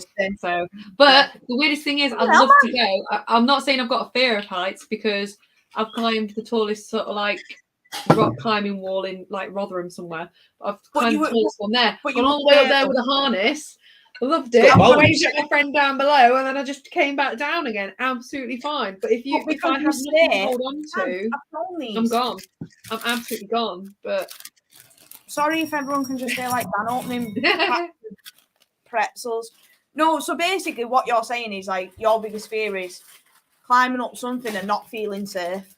But it's not a fear. That's the thing. It's just my body just goes, whoa. Well, yeah, that's still a So fear. it's like Isn't my it? body. I don't feel like my body's in shock. It just goes weird. Like I can't explain it. Like I just go floppy, and it's No, like I'm probably the same. I do get a bit wobbly legged if I go above a certain height, and I'm like, whoa, I don't feel safe here. And this is gonna sound pathetic, but bridges. I hate bridges. With Have you watched? What's it? we have a bridge not far from us, and it's where the Flying Scotsman once went on, and now they've actually used it as like a walking bridge, which I'm hoping to like do a live at one point. Yeah, the and, viaduct. walk across it, yeah, apparently that was it bombed a few times in the First and Second World War, and they rebuilt it again. So that film we This is watched what I recently. that bridge, like you've got the floor in, but then you can actually see in between on the floor, and there's nothing there. That's what Paris is like. gosh, honestly, I literally it's- stood like a foot, about 2 feet away from the edge, and I'm like, oh, and already I'm going a bit. Revolution at Blackpool Pleasure Beach, Paris. She doesn't go on now because she doesn't like the gappy. No, I'll go on it if there's no queue. I can't stand on gaps in steps. Can't do it. Yeah, I'm saying. Because I just think my That's foot's going to the slip through and I'm going to go through. And Yeah. I used to as a kid. bridges panic me because if I go on a bridge, I always think, what if this bridge is going to collapse? What if someone collides into this bridge? And I don't know why. Probably all the films that I've watched and things that I've seen. But it just Which makes films we watched? How many times have I like Have we seen There's, Bridge over the River Kwai? the bridge over the bar? River Kwai. No. Yeah, But there's a bridge that we walk. No. I have to walk over to get to Dan, like go down to Astor if I'm going down to Astor to meet him. And it's Holton View Bridge. It's a big bridge. It's got a road, 2 paths. But I literally go. Don't tell people. Are you okay the road, driving over it? And then you know where we work now. So How do you know what? Everyone knows you work at Astor. ring Lewis's. Right, hold on. We've got a few more. Sorry to change the subject, but someone says I live in Sheffield. Do you guys know any good theme parks around there? I'm originally from Sheffield, so Flamingo Land is north. Yeah, it's You've got- probably Or close. Gulliver's Where they've Valley. where they've got sick in Flamingo Land. Gulliver's Valley. Six crap. Rotherham. Yeah. Gulliver's Valley. That's where you want to go. You've got Fantasy Thinking Island about is it. 2 hours 10 minutes away. Fantasy Island. Alton Towers is 1 hour and 20 minutes away, and then I would imagine Flamingo Land and Whitewater Valley They're are really close. Mm. So, But I do think that I don't like sick, but we'll go on to that in a second. So Daryl said talking about bouncy castles. Bouncy castles? Who's talked about bouncy castles? I don't know. I think it's being crude again. Oh, okay. Mike, why are Mike's you drinking drinking Baileys out of the bottle? Mike, you're a legend drinking that out of the Get a bottle. glass. Why are you not You're drinking supposed to be southern. You're supposed to be I'm not- classy. It says you can drizzle it on apple pie, but if it's already apple pie flavour, what's the point? You're drizzling it on your tongue instead. That's funny, that. Stacey, try it. Daryl I said, don't know if it goes off, you see, because we don't keep it in the fridge, and it's kind of cream, isn't it? So I'll have a bit. It smells like Yeah, glue. but Yeah, if it's in like a cold place in your house, it should be all right. to be like- honest, Mike, I'm a bit worried on what mine's going to be like because I haven't But they do a drank any- tiramisu one at Sainsbury's. I've not drank any of mine that's open now since probably Christmas. no, maybe Jan. Yeah. Maybe Jan. Yeah, you probably want to steer clear of that, Dan, if you want to be well. Do you think? Don't mess with like dairy stuff, really. Let him be ill. Hey, you're I'm horrible, joking. dude. You don't have So, Daryl snowballs at said- Christmas. What? Do you not have snowballs at Christmas? I get No. advocate in. I have a pint of it. Doesn't snow around here, Mike. Oh, totes jokes. Daryl said, I don't like heights at all. It's a big fear for me too. Oh, Oh, look, he's while on we're the here, on a bit of an intermission, do you want to tell a classic Jack or No. Mark story? I'll let you do that whilst I go to the toilet. I do have a really huge fear, by the way. Of Oh, come on then. There is another one. You sure you want people to know it? I don't know. do. Well, no, I don't know what you're going to say. Mike, stop it. Frogs. Oh, frogs. Okay, that's all right. I actually don't like frogs. I get really panicky. What you have to do, you have to wait till they get And on the I've table had and then that just many. smash them. Yeah, I've had that many run-ins with frogs in my life, and I just Really? I can't. Oh my gosh. I just no. Yeah, I used to be one too. Kissed me, and then Mike's getting aggressive after the Ah. apple To be pie. fair, do you know what I used to be really, really petrified of? Like to the point I'd cross the road. Me after Estella. which No. is Dogs. Dogs. Dogs. Oh, yes, you did, yeah. I was petrified. My friend, I remember back in primary school, she had a massive, massive dog. I don't even know what breed it was, but it was like huge. And I stood on one of her kitchen chairs screaming at the family to get the dog out of the room. And they're like, okay, we'll move it. I'm going, get this dog out of the room. I'm so scared. And now I sit with Darcy. Was it quite an angry dog, or was it just trying to play? No, it was probably trying to play, but I was so petrified of them because I got chased by quite a few when I was little because I was an idiot and played in the woods.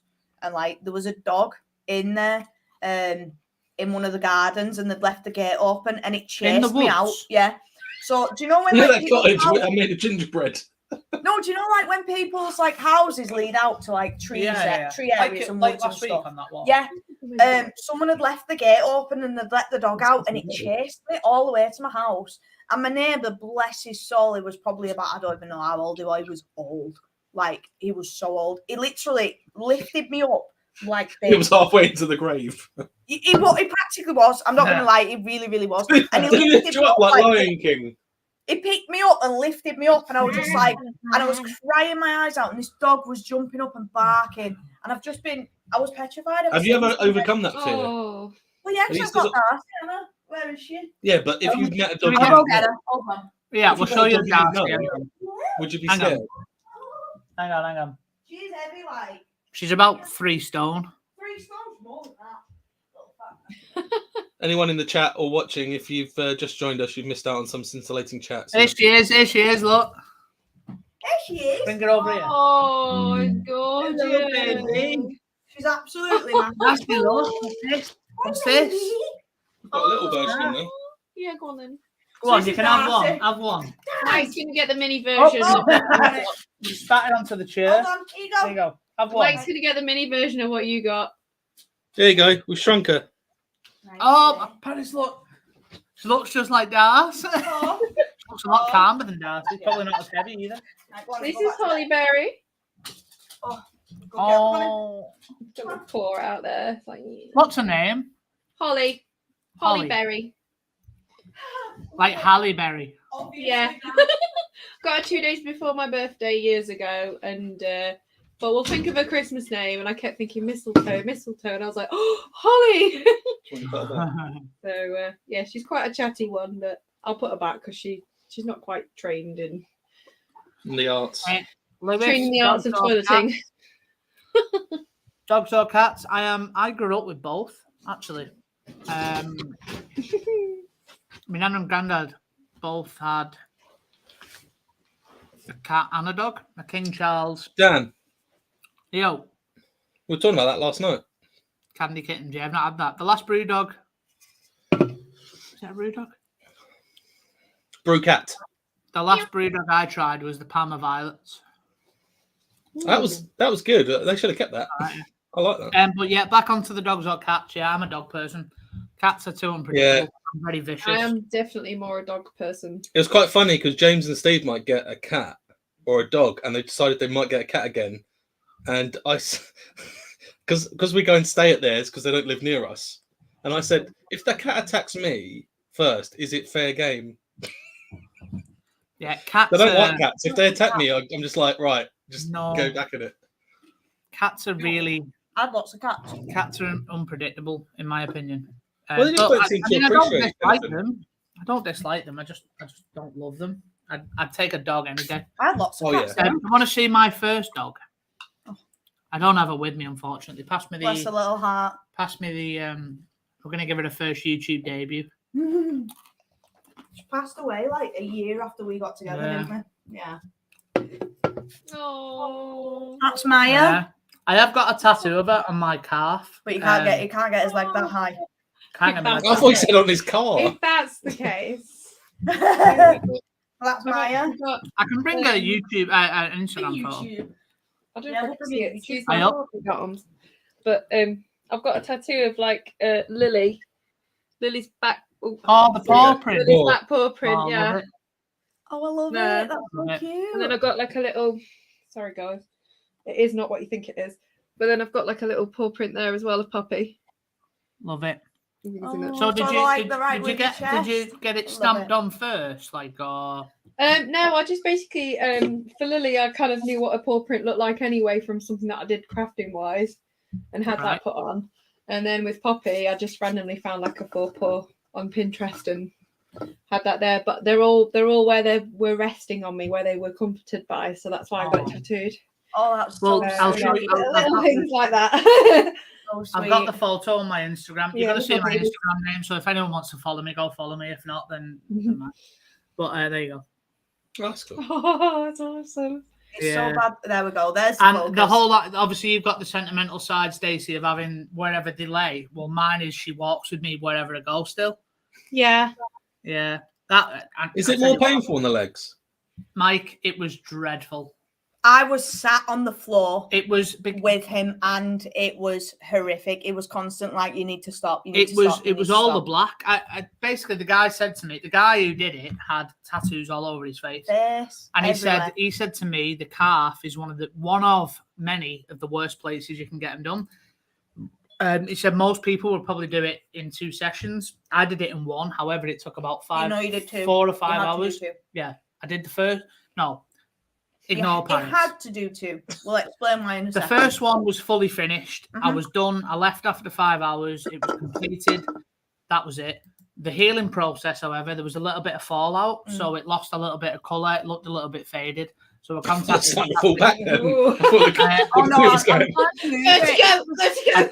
I contacted the tattoo artist, and he said, "Listen, come back in. It probably just needs a little top up." We think it's because Dan literally was up and down so much because he had a bad back at the time.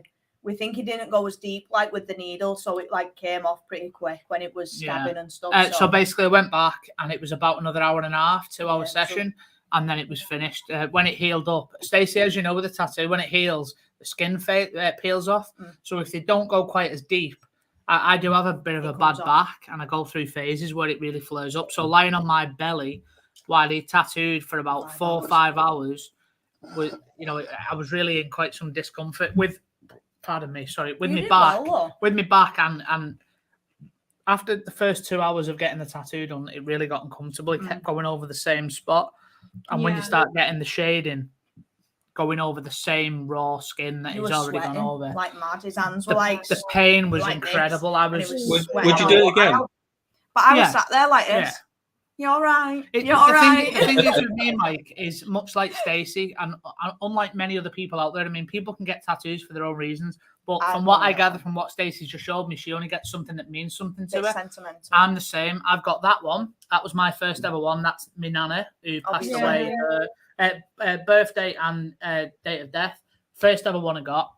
That took me about 6-7 months to actually agree to getting done. And Maya passed away, and it was 12 months. Yeah, it was a long time. It was 12 months of having it. You've got to, because you've got to live with them. At the end of the day, you've got to live with them. And I think rushing into something and getting something that doesn't mean something to you. It's fine for anyone. If you do that, then do that. For me personally, I don't want that. I don't want to look at something and go. The way I look at it is, how would I explain that to my grandchildren in 50 years' time? Well, I'm going to get a pumpkin somewhere. I'm playing Jane. That's just my way of looking at it. And I really want like a pumpkin on my wrist. Get Oogie Boogie. Oh, don't. I would. So many. I'll see if I can find them. I've seen so many like tattoos of like Halloween stuff that I want, like full sleeves and everything. But because I'm training to be a teacher, I want to like get in there first, and then. You can always get like grey ones, because then if you have like a long sleeve shirt that's like a bit, how can I put it, like netted or something. Sam. Yeah, that's cool. I like that. Who's the clown at the bottom? I do like the pumpkin ones. Yeah, those pumpkin ones look quite cool. I've been eyeing up a few. Much.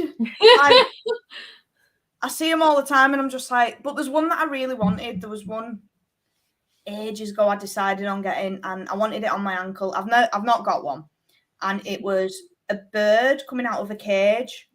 So like I've been set free to do in a way what I wanted to do.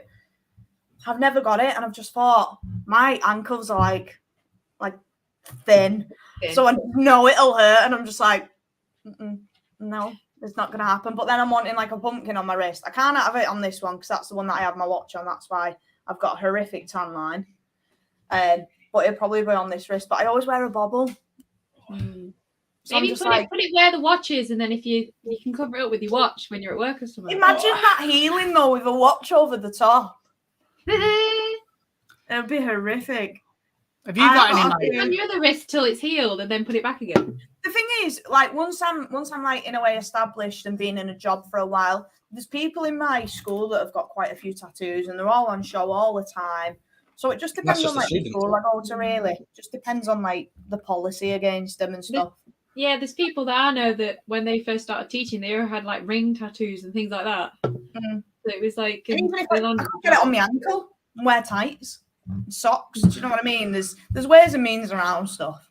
It's just designing it in my head. To be fair, Hev's got a few tattoos and wants more. Has Jake got any? Oh my gosh! If you had to have a tattoo, another new tattoo, Hev, what would it be? Slytherin. Mike, have you got any? Or are you a plain Jane like me? It's only because it would be cool to have one, and then I think, is there something else I'd rather buy with the money? Do you know what I mean? Yeah, like, I could get a tattoo, or I could just spend that going to Litopia. Let's go to Litopia, for example. Oh no, they're not cheap, but that's where it comes in. If it means something to you, that's something you want to carry for life. For me personally, the money doesn't really come into it, but it's got to mean something to you. What are they like? I don't. It's not that I don't review the food, Dan. Review the food. I don't agree with it. It's not that I don't agree with it, but I think if people want to get something just because it looks cool, what if Paris wanted to get something? What if Paris wanted to get something and she went, I wanted to get this for a laugh. It doesn't mean anything to me. Would you look down on that? No. Paris, look down on me and still go and get it. I would say maybe stop and think about it. She says something and you say something else. You find out she's right, and she goes, "Dan was wrong." Gets it tattooed. I'm always right. 99.9% of the time, I am always right, and you know this. You women.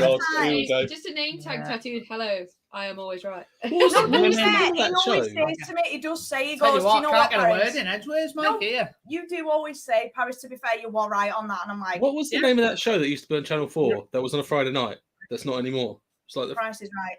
Friday Night Project. You should call this the Friday Night Project because that show doesn't exist anymore. Friday Night Live chat was just something randomly that we come up with, and then I just was like, "Well, I like consistency." Oh yeah, she always has three-eyed stuff. She's got the fish from The Simpsons. Ah, yes. No way, Mike. Yes, if you could get a tattoo, what would it be? And try and put that on actually in a minute.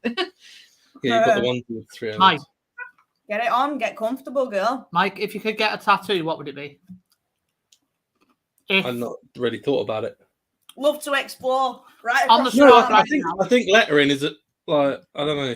I saw someone with an Assassin's Creed tattoo on the back of their neck, and I thought, it says arse twice in that word. I might not. Do you know what I mean? Yeah. Do you know what I mean, though? Arse in, yeah. You need to come and review these pretzels. The fit? Yeah, Dan. Right. You need, Scram with Dan. You need to review the pretzels. Check out on Instagram, Scram with Dan. He's got a cooking thing he does. I think if I had another tattoo, it would be like a yin and yang of the guinea pigs. But I'd have it probably down at probably the most painfulest bit, like the back where the heel is. Oh my God, on your Achilles. Basically. Not bang on the Achilles, but like the side of the foot sort of thing. What do I need to? Why is your foot like that? I've just come in from the garden and Paris is going ahead. What do we need to review? The pretzels. What do you want me to say? Right, the crunchy. Your Scran with Dan. The festive, the crunchy, and no, you've got to make it sound like an M&S advert. And they're yummy and they're munchy. The pretzels are extra crunchy. Listen down the mic. Oh. That's more like Jeremy Clarkson. We're gonna have to clip that for TikTok and put like the M&S soundtrack over the top. Right, now review the sour cream and chive crisps. I'm not reviewing them while I'm drinking beer because my beer will be horrible. They look good, them though. They are good. Other supermarkets are available, but Aldi do some good snacks. What have you got coming up on the channel? Have you got some special stuff coming up? Well, now as I can speak, Paris is in the kitchen. Can you lock that door, Dan? I'm working on something new. Actually, there's no point in saying it because I can't really. Woo! You're gonna carry on. What's that ice bucket challenge? What's that? Ice. Oh, it was ice. Oh, you little. Do you think you get married soon? I would marry Paris tomorrow. I would marry Paris tomorrow, but obviously money, etc., etc. Anyway, yeah, we've got stuff coming up on the channel. We're going to try and do this live every Friday. We have got a date coming up that we're both going to be busy, and it's a Friday, so we might end up skipping. Yeah, we are skipping. Or we could pre-record. I don't know, but it's not the Yeah, same. you can pre-record. Live. So we'll cross that bridge when we come to it. I have got, Mike, you know that I like my No Limits coaster. We've got I've got one or two ideas. How's your park coming along on Planet Coaster? Yeah, that's We've not coming. really touched We've it. not really touched it. I go through No, phases with Planet actually Coaster. we did. Listen, let me finish. Blaming heck. Between you lot. You should get a plush toy and go, when I hold it, I talk. I know, we when you should. hold it, you talk. We just can't help it. We get too excited. Yeah, to be Remember honest. at the start where Dan said he didn't really like Stella anymore? Oh, yeah. Mike, Oh, I yeah. bought this on a whim because obviously the kegs for the machine are too expensive. But to be fair, we went on the park after the live. If you go back on the live and look at the end, it's on Candy Kittens, Brewdog. Not tried it, but I I will. was going to say. Yeah, but it's If Brewdog, you it'd be go good. back on the park live and then come on to our next live stream, you'll be like, what's even gone on here? Because we've completely changed I think it. the unique side to me and Paris and the beauty of it is we just say things as it is and we jump in over each other because we're that excited. passionate and I think excited. Paris does. I don't think you do as much. What? I think Paris does. I don't think you do as much. I don't know your what? place. Do you know what? I think it's the Yorkshire in me. We just want to keep like talking and get our point across. I think that's what it is. I've learned, Mike, to just chill You out and know, just not bother trying to beat Obviously it. not on the lives, but I'm the same. Yeah. It's so hard. I do apologize a lot. I'm like, I'm sorry, I jump in, but I get so like, oh, I need to say my point. I need to say my point because I've had like so much in my past where I've not been able to say anything. I'm just like, I am saying what I need to say. But So, yeah, Mike, Planet Coaster Live will probably come back. It's not going to be like there's no probably. there's no series and stuff. I'm not doing it like that. These lives are just come on, spend a Friday night over close season, have a laugh, get together with people who are interested in the same stuff that we are, or not. It doesn't matter. You know, we've not really talked about theme parks tonight, have we? But we probably will. A little bit. I mean, yeah. if anyone has the questions in the comments. Trek and Taylors are coming on my show next week, everyone. So you want to watch that? If you've not been on my channel, we did a collab with Trek and Trailers where we saw who rode the most rides in a day at Alton Towers event. So, do you know what, Mike? Oh, you're right there. Yeah. Did you just get a the drink? Yeah. What have you got? Sorry, we've just gone massively off subject. What did you get? Sorry, excuse me. What was I going to say? Mike, we've not watched that video yet. it's quite interesting. You got to watch their vlog after because they did it on the Sunday. However, Saturday, tomorrow, free day. Actually, even tonight after the stream, we can put it on. What have you But done we'll watch it. It's just been. They're on the show next week. Yeah, we see. Obviously, Dan closed his show, and we see in the little trailer. Back on to what we were talking about. No Limits. Planet Coaster will be back. Yeah. Actually, can I just interrupt you for a second? Adventure Space put in the chat. Is it Skywride? Now, I spoke to Trek and Taylors yesterday, and I said I don't know if it counts because I don't know. I don't want to reveal who beat who, but they said it does count, and they would have counted it, but it was closed on the Sunday. It's not a ride. Well, yeah, you go on it. It's got right in the name. Yeah, but it doesn't matter. No, I think it is. It's not a ride. It's a transportation system. Yeah, but if you were competing with someone, Monorail. and they said we would have counted it as well. No, it's not a ride. But then I guess if you look at it in that way, I know it's got ride in the name. Sky No, listen, let me say, transportation right? So imagine if you're getting a Hang shuttle on, bus to a Jake. theme park. That doesn't count because Jake's scared of it. So of course he'd say it wasn't a ride. If you're getting a shuttle bus to a theme park, it's transporting you from one place to the other, is that a ride? I don't know. No. A transportation system is not a ride. Yeah. No. Anyway, Planet Coaster will be back. But it's not going to be like birthday. It's not going to be serious. It's not going to be a series. It's just going to be right. Hold on. As and when we get a bit of a and I want spurt of. I want to do it. Spurt of what's the creativity. word?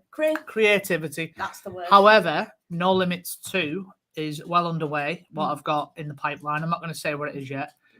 but it will be a good video. I like to think I've had a lot of experience on No Limits, and if anyone's played it, it's very difficult to get into. Do you find that's the problem? You want to tell people stuff, but at the same time, there are people out there that will just copy it if you reveal I'm it. going to be honest, mate. We've only got we're not huge and stuff. I don't think it really matters, but if I said the thing is no, you don't have to say it. I was just asking. No one know. But I'm saying the reason why I'm not saying what it is because nobody else at the minute has done it.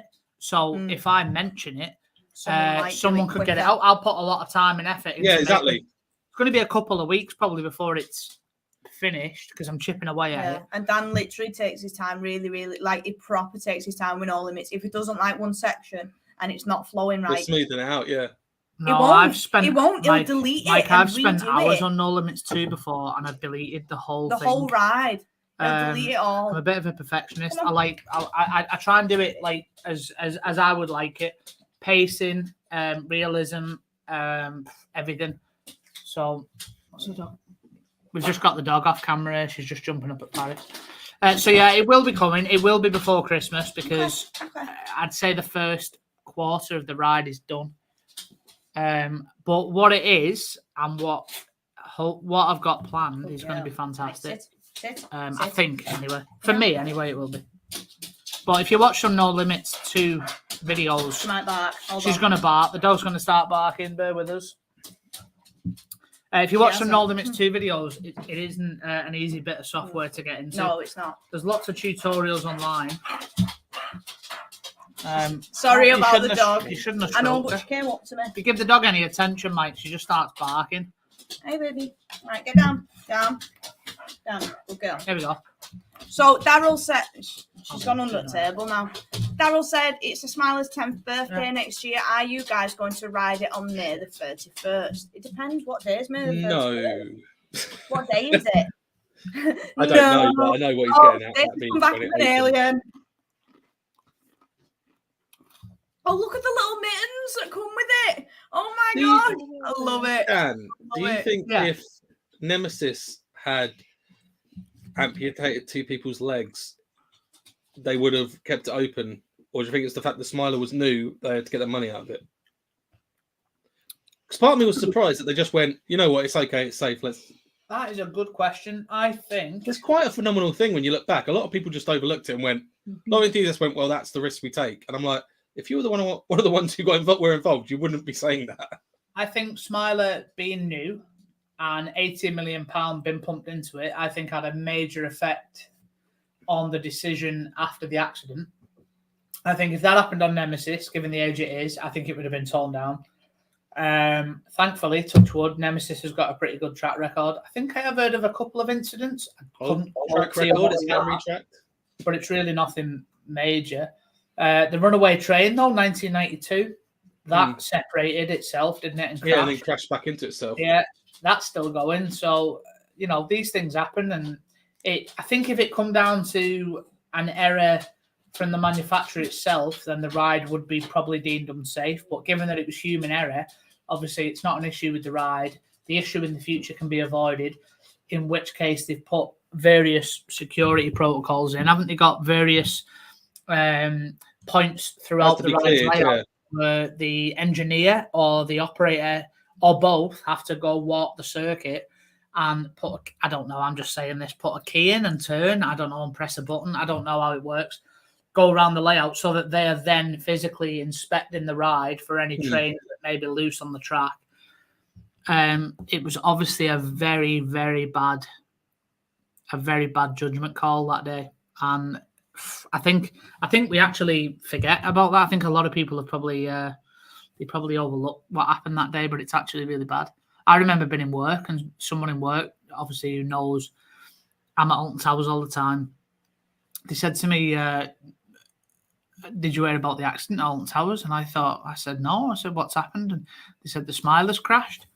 And I checked the news and I seen the helicopters coming in, and everyone I've got on social media who goes to theme parks or this, that, and the other, it was all blowing up. And the fact that someone has had life-changing injuries for me from, a roller coaster we've been on regular. No, going out for a day of fun to probably take the mind off things that might be going on the outside life.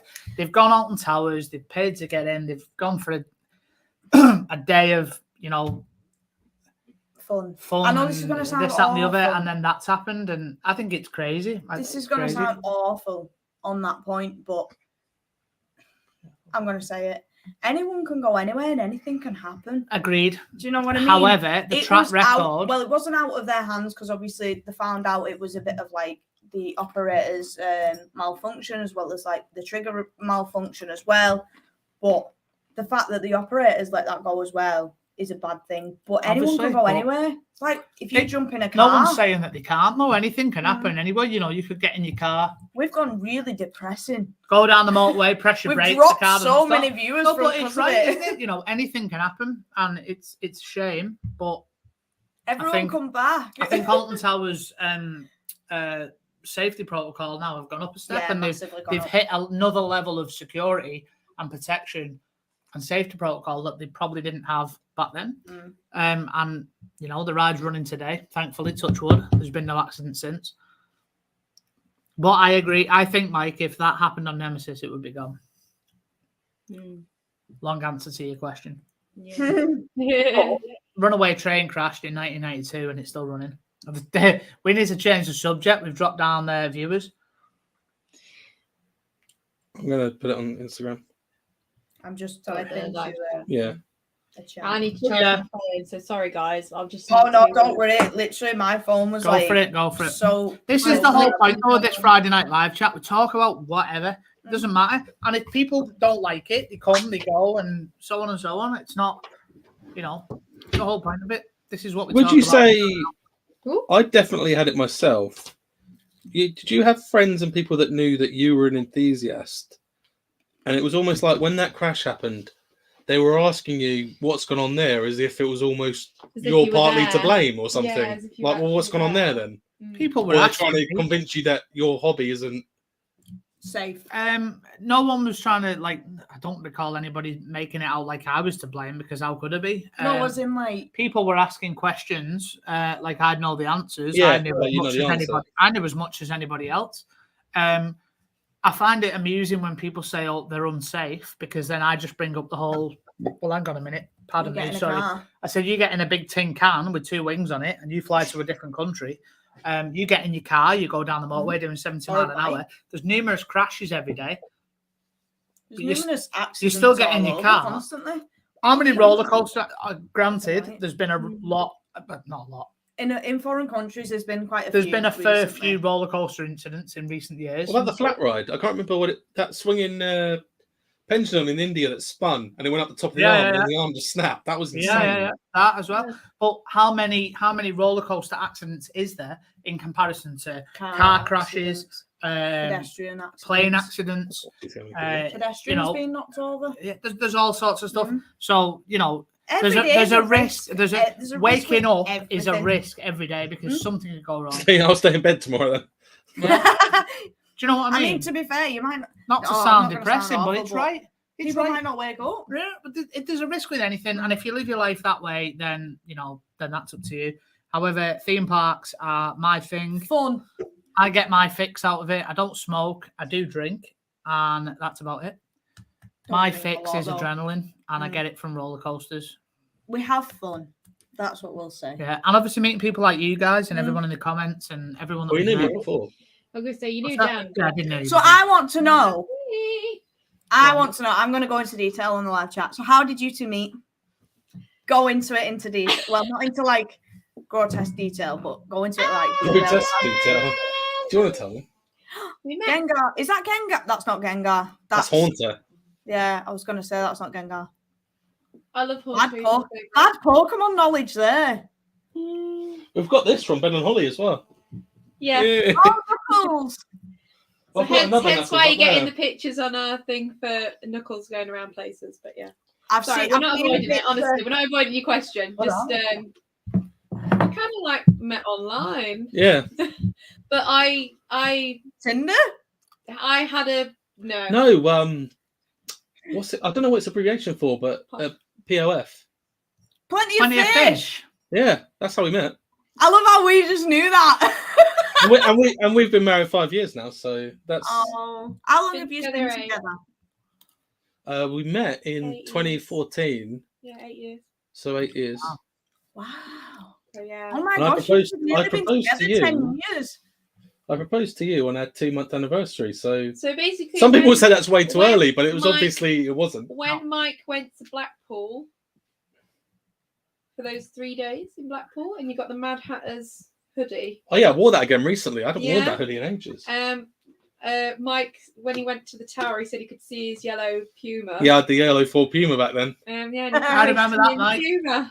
So I've had a red Ford Puma since then, and now I've got the Corsa. I remember the yellow Ford Puma.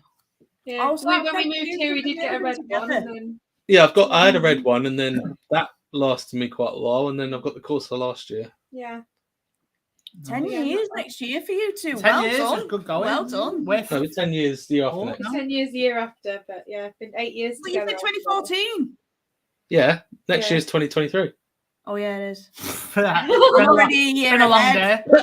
Are you trained to be a teacher? At the same time, it's been a very long day. It's really weird because at the same time Mike met me, which I'm happy to talk about this, but at the same time Mike met me, I was just leaving teaching. So I said to him, well, this is what I'm doing.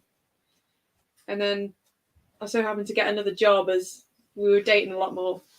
So yeah, because you lived in Suffolk when we met. I'm so much happier for it. Like the pay cut, not great, but my happiness is there, and I feel like I've got my life a bit more back. So that's like one of the best things. A lot of people say money brings happiness, and it's like it really doesn't. No, it really doesn't. And it can get. I mean, I know you seem like you'd be really good with teaching. Don't get me wrong, but I'm just like, for me, I moved far away from my mum and dad for the first time. I didn't know anyone. I didn't have that social life. I just kind of isolated myself in the whole thing. And I think that's one thing is don't isolate yourself when you're doing it. That's my only advice. It is hard though, because when you think about it, you don't want people to see you in a different light as well. It's like, it's one of them careers where you think, right, I need to be me, and then I need to be professional me. Yeah. It's balancing that life. Yeah. I think for me, it's really tricky as well, because a lot of people, when you go to another sort of like career sort of space as well, they go, well, you were a teacher, you should know this. It's like, well, no, I don't know everything. So teachers like I could have specialized in a certain subject, and I specialize in that subject. So but I was quite lucky enough to be on supply, so I've literally just done everything. Like, was you primary or secondary? Year 1 and year 2. But it's crazy. Like, it's a huge change, but you're happier. And I am. That's the thing. And I mean, this is why I've got my personal Instagram where I still go through like my art to help me go through things as well. Yeah. For me, mental health is quite a big thing, and hence the sentimental stuff as well. Like my guinea pigs, they've been with me through everything way before I met Mike, and my life is forever in debt with my guinea pigs. They're like my little soulmates, my little friends that are always there for me. And I moved down with a guinea pig, Lily, on my own. I moved down with her down south, so she so happened to really like Mike. And I looked at him and was like, she's wobbling all over it. And I'm thinking, I might actually marry this guy. So and then I think that's another reason as well. So there you go. I love it. But yeah, I mean, obviously, I'm not saying I let my pigs choose my love life, but but obviously, it just so happens to be fate. So if your pet's like linked to the person, because you can. Animals have weird vibes. Like you'd get the vibe if your animal didn't like you, like your person you was with, then you'd just be like, is this person like, is there something wrong? Right, hold on a second, what's said here? Daryl's going. Bye, Daryl. Bye, Daryl. Bye. Mike, say bye. Bye, Daryl. Patch, and all that. And all that. Not yet, but Scarlet. Oh no, he's talking about Pokemon in the chat. I was talking to him about it. Oh my gosh, sorry. Pokemon. Okay. So how did you two meet then? I'll let you explain while I'm It's inputting his food on my fitness. I'm using my fitness pal to. Oh, you got to put it on Scram with Dan. So we met at Alton Towers, me and Dan. I know that's like dead mad because obviously we've said like Pleasure Beach was one of our sentimental places. We met at Alton Towers and we was friends. Dan came over and spoke to me, and he was literally just like chatting to me because I was on my own, and he was talking to me loads, and I was just like, oh, do you know what? Thank you for coming over and chatting to me. It's nice that people still do that in like. Oh, was it like Towers Times event? No, it was just like a friend meetup on it, and then Dan just came up and like. We met at Towers, got talking. Well, actually, no, we met at Towers. Didn't really speak much. You came over though because I was sat on my. I was sat like this. Obviously, social media got talking back and two, and then on that note, Dan was. I got his Snapchat and it was called Bat Dan. I had the Batman emoji he had the on Batman. my Snapchat. No, you were dressed as Batman, and your name was literally Bat Dan. My profile picture had Ninja Turtles on my t-shirt, Ninja Turtle t-shirt on. Hence why I always like Donatello and he's Raphael. Hence Raphael's the better, obviously. Stuff that we have around the house. So yeah, we've got loads of stuff. No, but there's stuff that. Well, there is a turtle behind you somewhere. I've seen one. There we go. Build a bear, but you know that's if you're nice to him. But if you're not, oh yeah, what have you done to him? Oh, but yeah, we spoke. Oh my God, he's reversible. That's the build a bear one. We spoke back in two. And we messaged back and two. And we went out. We went to Pleasure Beach. We went Pleasure Beach. Did we go bowling? And we went bowling. We did all sorts of stuff. So much stuff. But we were literally just friends for ages and ages and ages. And Paris lived in Leeds. I did. I live where we are now, and it was an hour and a half between us. An hour, easily an hour and a half. At best, hour and 25. Yeah. Drive. An hour away. Yeah, it's about an hour. And I travelled back and two. Paris travelled back and two. Who's Erica? That happened. I don't know. That happened for months. No one from Brazil. Say hello. And eventually she moved down to where we live. No, it's not. Did someone else out, or were you just friends still at that point? Right. Basically, Dan was at Chessington. Oh yeah, we can go into that. Yeah, go into that's that. Fine, yeah. Go into that. You just don't go. Basically, so basically, Paris lived in Leeds. I lived in Widnes. We travelled a bit and we got together. Let me speak and I'll explain. Right, so, you explain. Do you want to explain? No, you explain it. I'm going to go to So we spoke back and two a lot. We had video. Did we have video calls? No. Just Skype. We spoke a lot. We spoke a lot. We met up. We spoke a lot on the phone. We met up a few times. We went to a couple of parks. Long and short of it, I started to feel something towards Paris. I started to feel something towards Paris.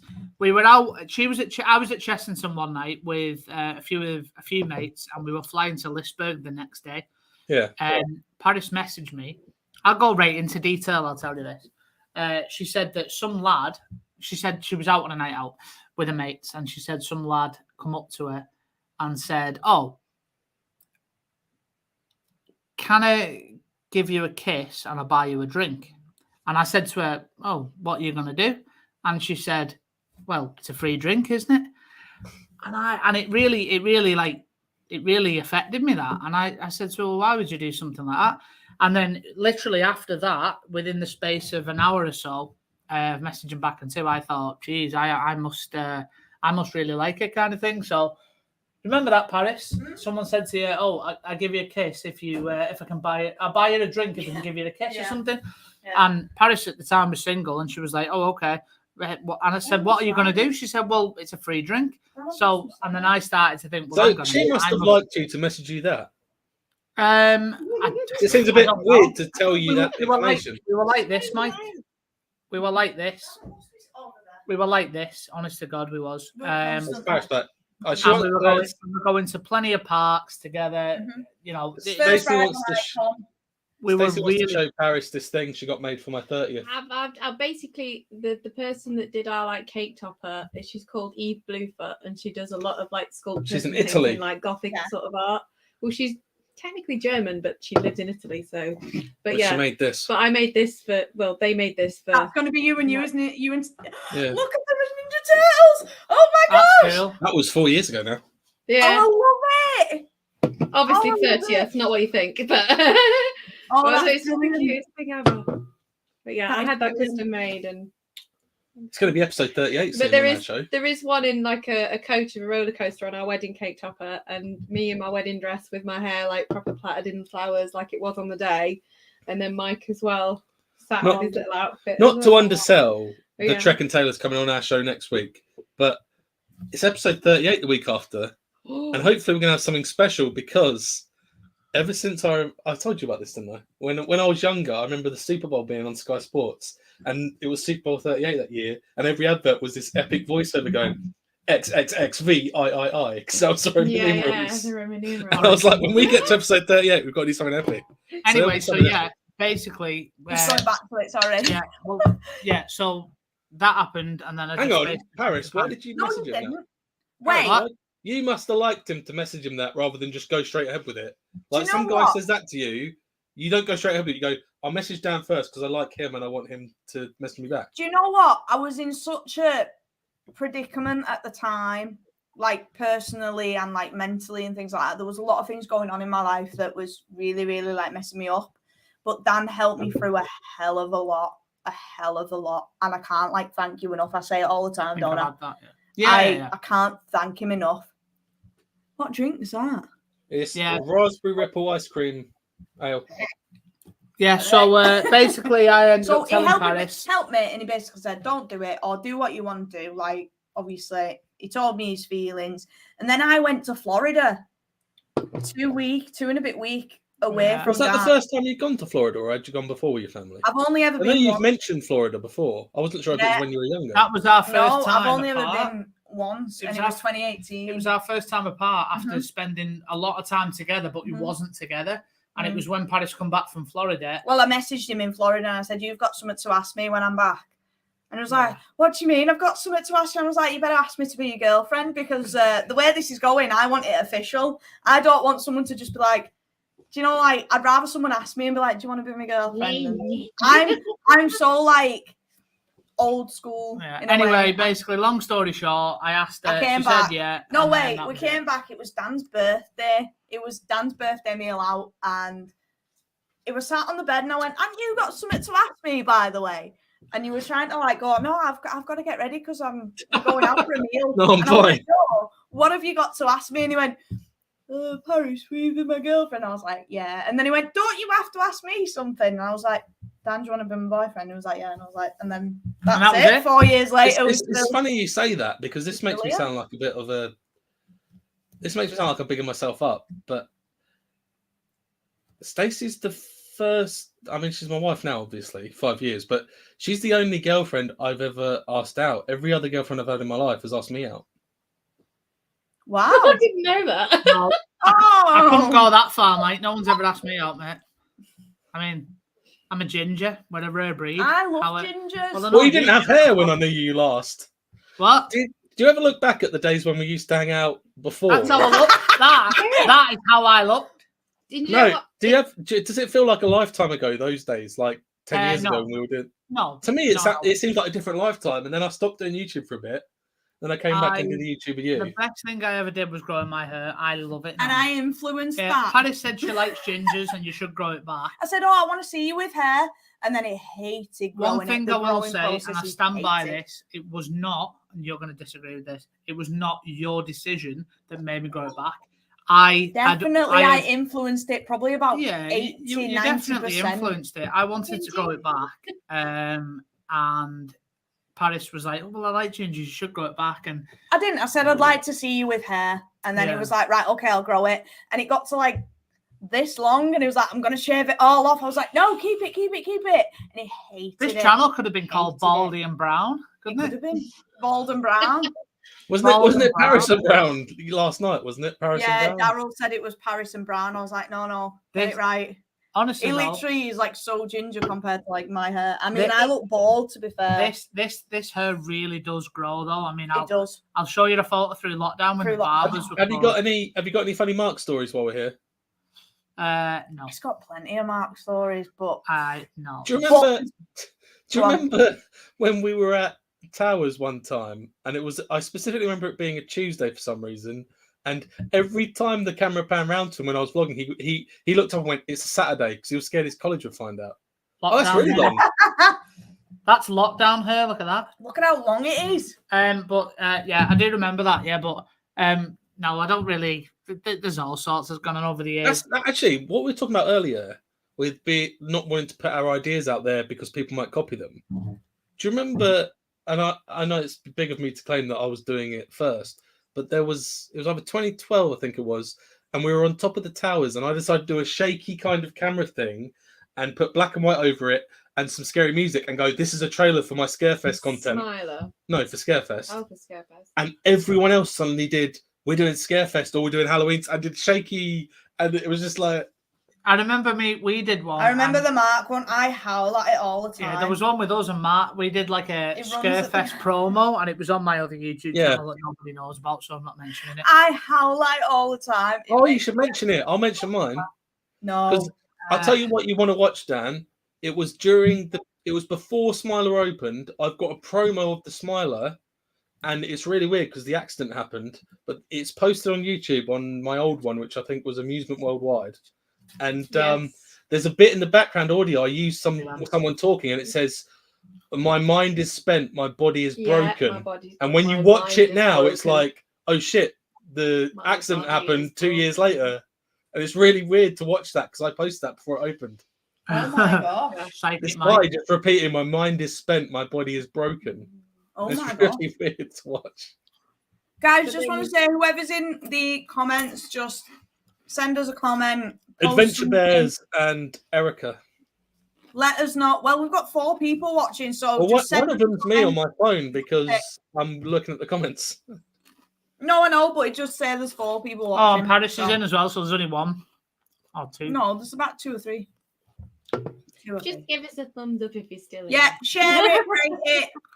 Obviously, subscribe to us, Ginger and Brown, and subscribe to, obviously, Mike and Stacey, which is Love to Explore. Adventure Bears been legends. They're staying with us. Oh, awesome.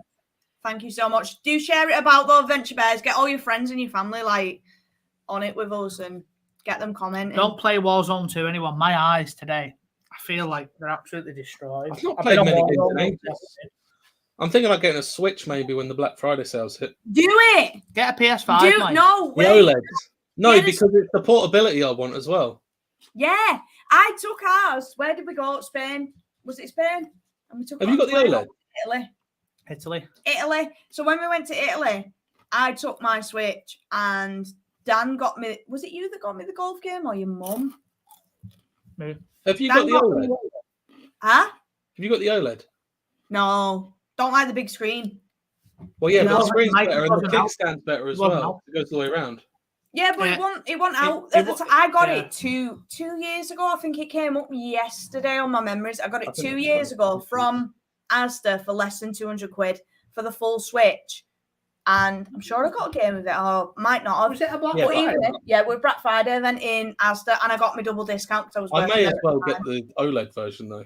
Yeah, if it was you, more than likely, probably in this. If we were buying it now, we would buy the newer version. You're not going to buy it. It's not like. If you wanted a PS5, you wouldn't go and buy a PS3, would you? You'd buy the newest version. But at the time, that's the same thing. But at the time, the OLED wasn't out. No, it wasn't. But it's so good because obviously, say if you're sat watching TV and Stacey wants to play that Animal Crossing, which is brilliant, by the way, get Animal Crossing, pick it up, play it, and you can play it next to him. We've got a friend who messaged me and they said they got a family pass for, I think it's their version of the virtual arcade where it's a subscription, isn't it? For like the N64. Yeah, they do have like a subscription sort of thing. They've got a family pass for it and they got 2 spaces left on it. And they were like, do you want one of them? And I'm like, maybe if I get one. Oh, do it. Get one. We was going to... But we was going to Italy and I got the Mario game, the Super Mario golf game. And me and Dan were literally sat on the plane. Whilst the plane was taking off. The flight was delayed, so we were playing around the golf and we held on to it on the lap tray while we took off. We took it off and put it on. And then it was when we took off. Sliding, and then as we started leveling out, then we were playing, and then as it turned, the screen started sliding. We're like, but yeah, that was it is a good thing to have because I pull it out like every Christmas. It's always out. We always play it, don't we? I thought, Mike, you'd have had a Switch by now. Yeah. Well, we went a bit. I don't play games that much anymore. We went a bit old school for a bit, so we had like. Oh yeah, last Christmas I bought an Oh. EverDrive, which for people at home who don't know, it's a cartridge for the N64 because we've got an N64, which has got an SD card inside it that's got every game that's been made on the N64. So you put this cartridge in the N64 and it boots up on your TV screen all the games, and you scroll through and you can play. So I own every N64 game on one cartridge. No way! It costs about 60 quid, but it was worth it. It's so worth it. We got really is. Xbox, didn't we? And I was playing Banjo-Kazooie. Please tell me you've played Banjo-Kazooie. Yeah, I've got that originally. I've got the original cartridge for that as well. I was playing that on the Xbox, and Dan was like, "What are you playing?" I'm like, "It's Banjo-Kazooie." Oh, it's funny. Nintendo 64. I've not got an Xbox One, but on the off chance I ever get one, I bought rare replays for the Xbox One. And it's on there. Oh my gosh! I used to play some. We had. What's the other one? Oh yeah. While we're here, before you continue, let's plug. I've got a very small video game channel I've not put stuff on in a while. The Console Koala. Search that. Search the Console Koala. It's on there. Console Koala. I've seen it, Mike. Yeah.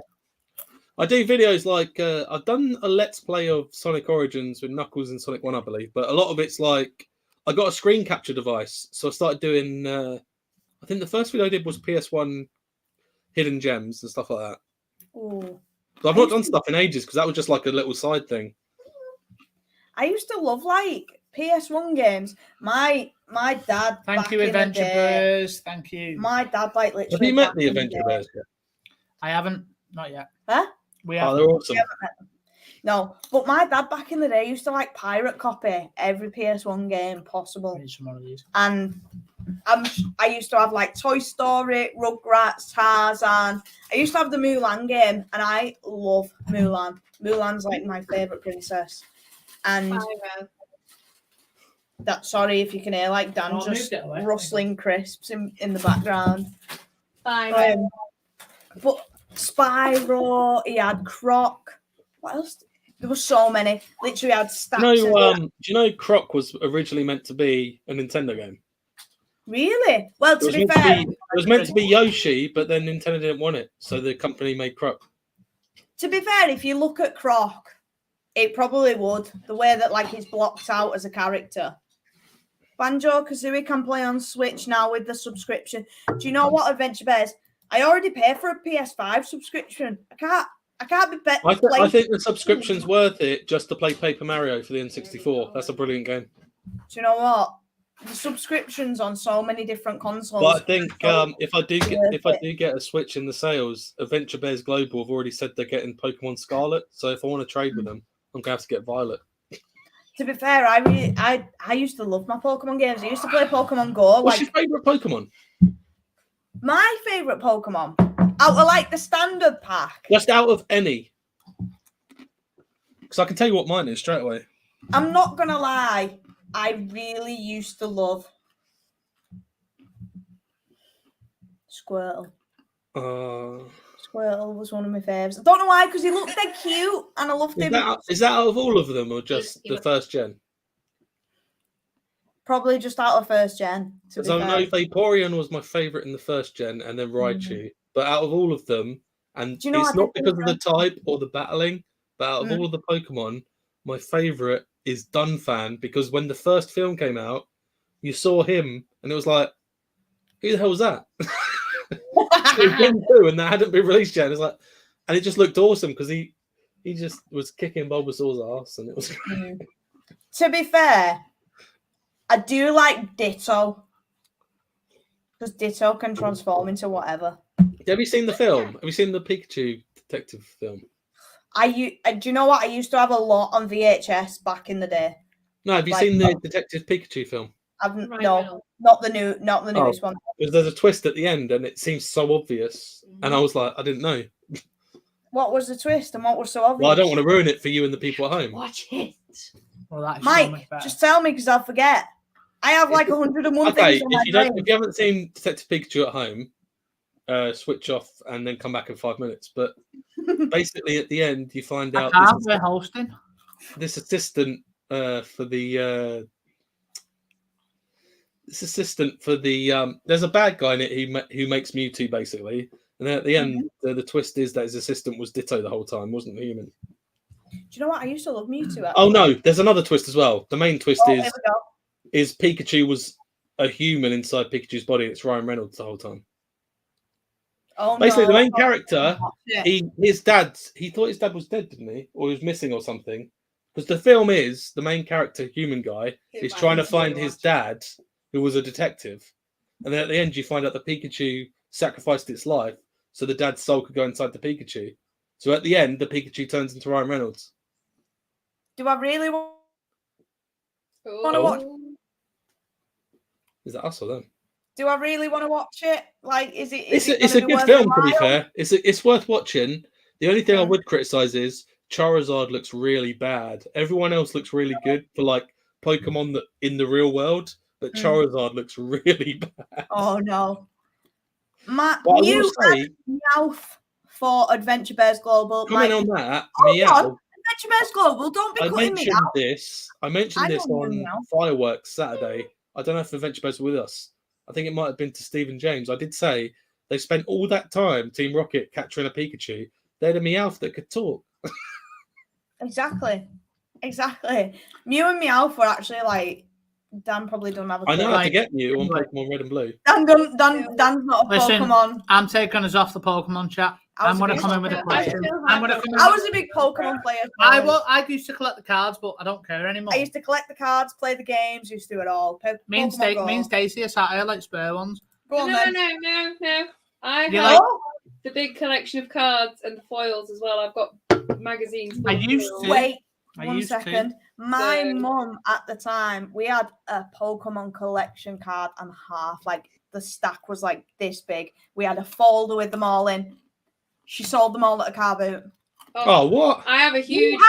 We had a shiny Charizard. We had got two. Shiny Charizard. I'm not going to go there. Sold them at the car boot for like £1, and I was just I still have my original ones when I first started playing it in 1999.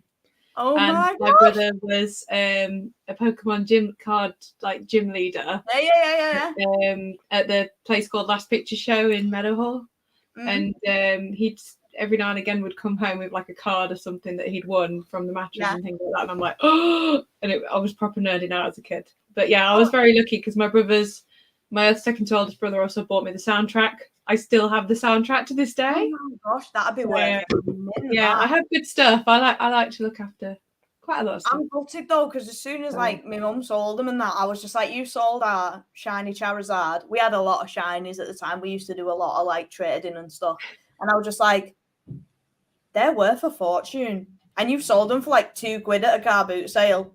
And the stack, I'm telling you, it was like this big. It was massive. Because I got into that, and then I got into Magic the Gathering, and then I discovered the world of, it so happened to go together, the world of WoW, and they play the WoW card games. Oh, I've not done World of Warcraft. And oh my gosh, I had a slight addiction, and then I just stopped altogether because I had to get on with my career. So it's worth watching. The film's worth watching though if you like Pokemon. Just seeing all of them show up in real life, CGI. But do you know what I got?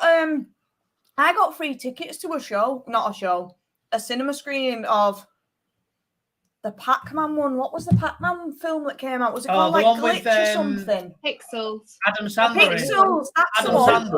I got 2 free tickets for that when I was doing like the O2, priority thing. I won 2 free tickets, but the only problem was it was all the way over in Manchester, and I didn't go.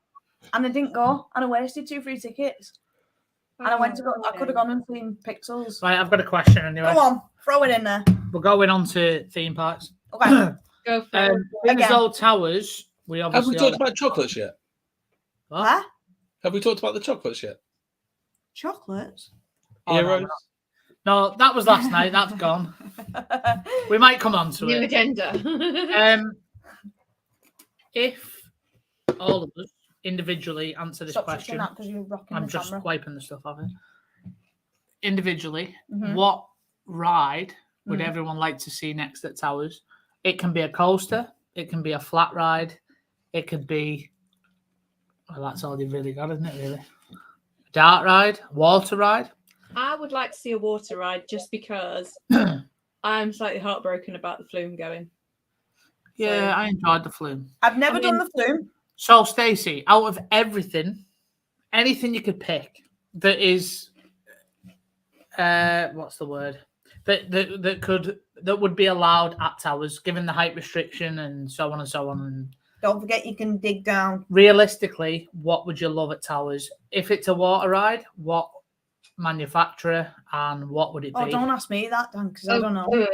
See, I don't know about manufacturers because I'm not that knowledgeable as the man over here that's just screaming away and probably cringing. So I'll let him do the talking. Don't worry, Stacey, you're in the same boat as me. Hey, we're talking about water rides. We're talking about water rides. And Stacey in the same boat. Literally, a water ride will be in the boat. Right, there we go. What would it be? What ideal? Talk us through the layout. About how do you even know a layout? I mean, I'm not putting you on the spot, but see, I actually don't know, but I'm sure you've got a fair few ideas. To be honest, I've not really had a minute to think about. It sounds weird. I've not really thought about anything like that. I mean, right. I want to say this before I forget it. Go on. I've not got photos of it, but have you seen the new? I think it's at Legoland Germany, Wing Rider. Sorry, the dog's just. I don't know if you can see her just splitting the blinds. Sorry. Oh, right. I think it's Legoland Germany. It's one of the Legolands is having a wing rider, and it's very low to the ground throughout, and it's got an inversion in it. They could do that for height restriction, but also, hear me out, it's not been invented yet. Stand-up wooden coaster.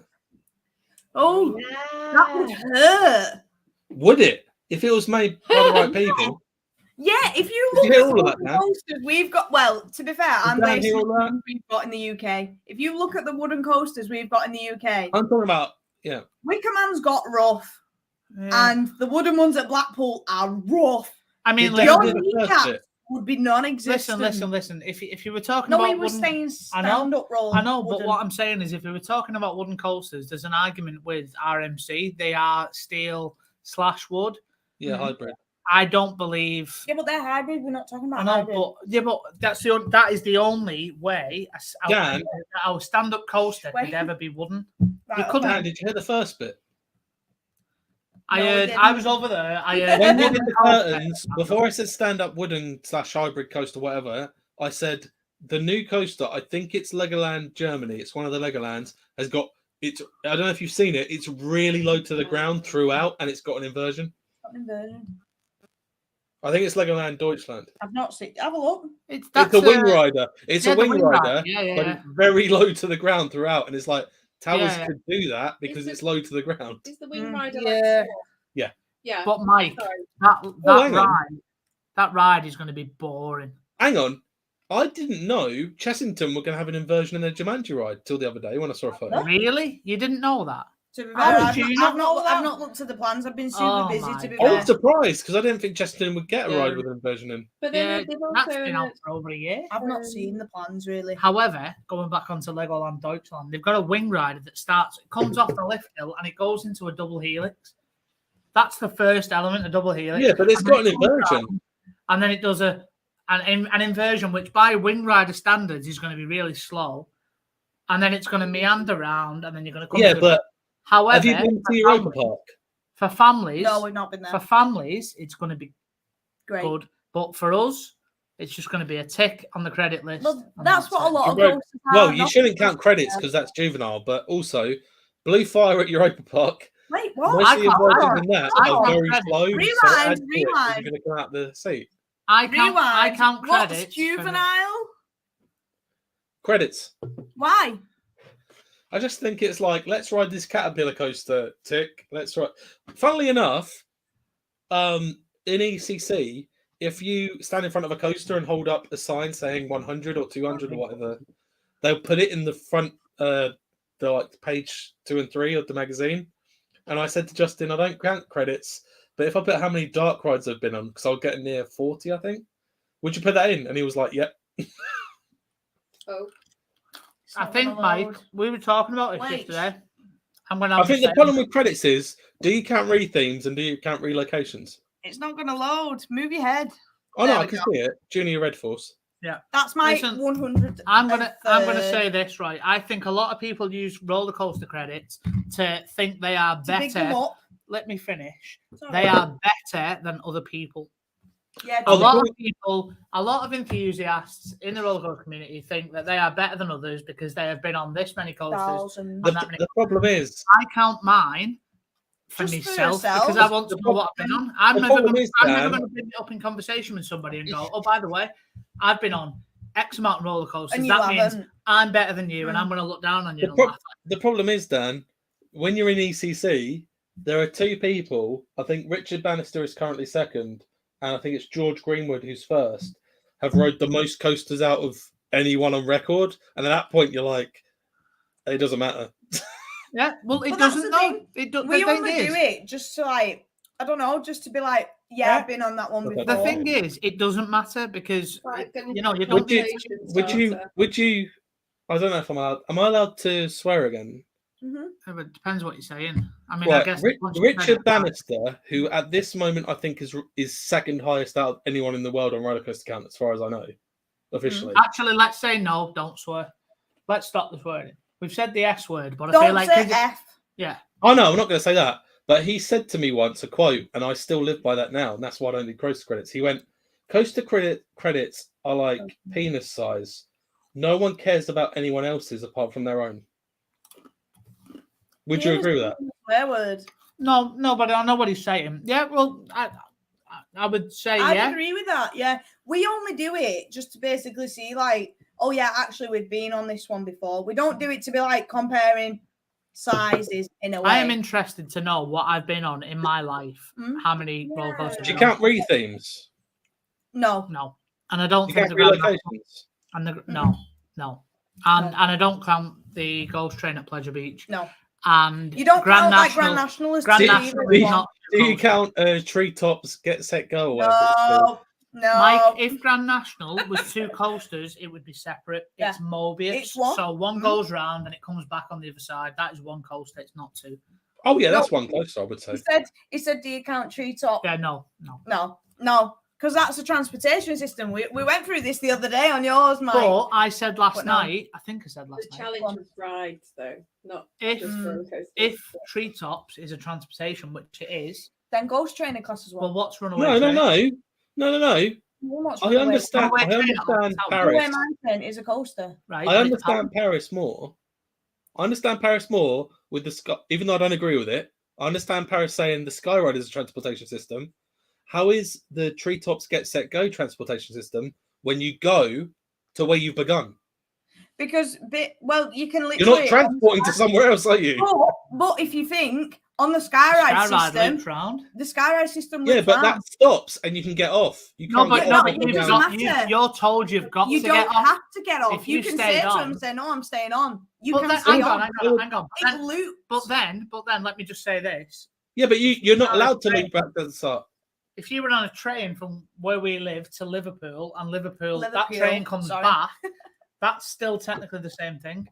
So it's a transportation. I think what people class as a transportation system is different. Right, so listen to this. Right. I will Google what a Skyride is, and it'll probably say transportation ride. It is a transportation ride. It's on Planet Coaster. It's a transportation ride. Dan Limpany got fired. Taking it as gospel. Dan Limpany got fired because he let someone stay on. You can't stay on. He got fired. No way. Yeah. He got some stick for that, Mike, off us, didn't he? Burping, you scruff. Listen, we're not. It doesn't matter. To the 4 people watching, thank you for watching. Sorry for Dan's burping profanity. If you're watching this live for all perfection and we ain't perfect. I'm burping. There might be the odd swear word, and that's it. It's not. It's just whatever it is. It is what it is, and that's how we are. However, what was the ride?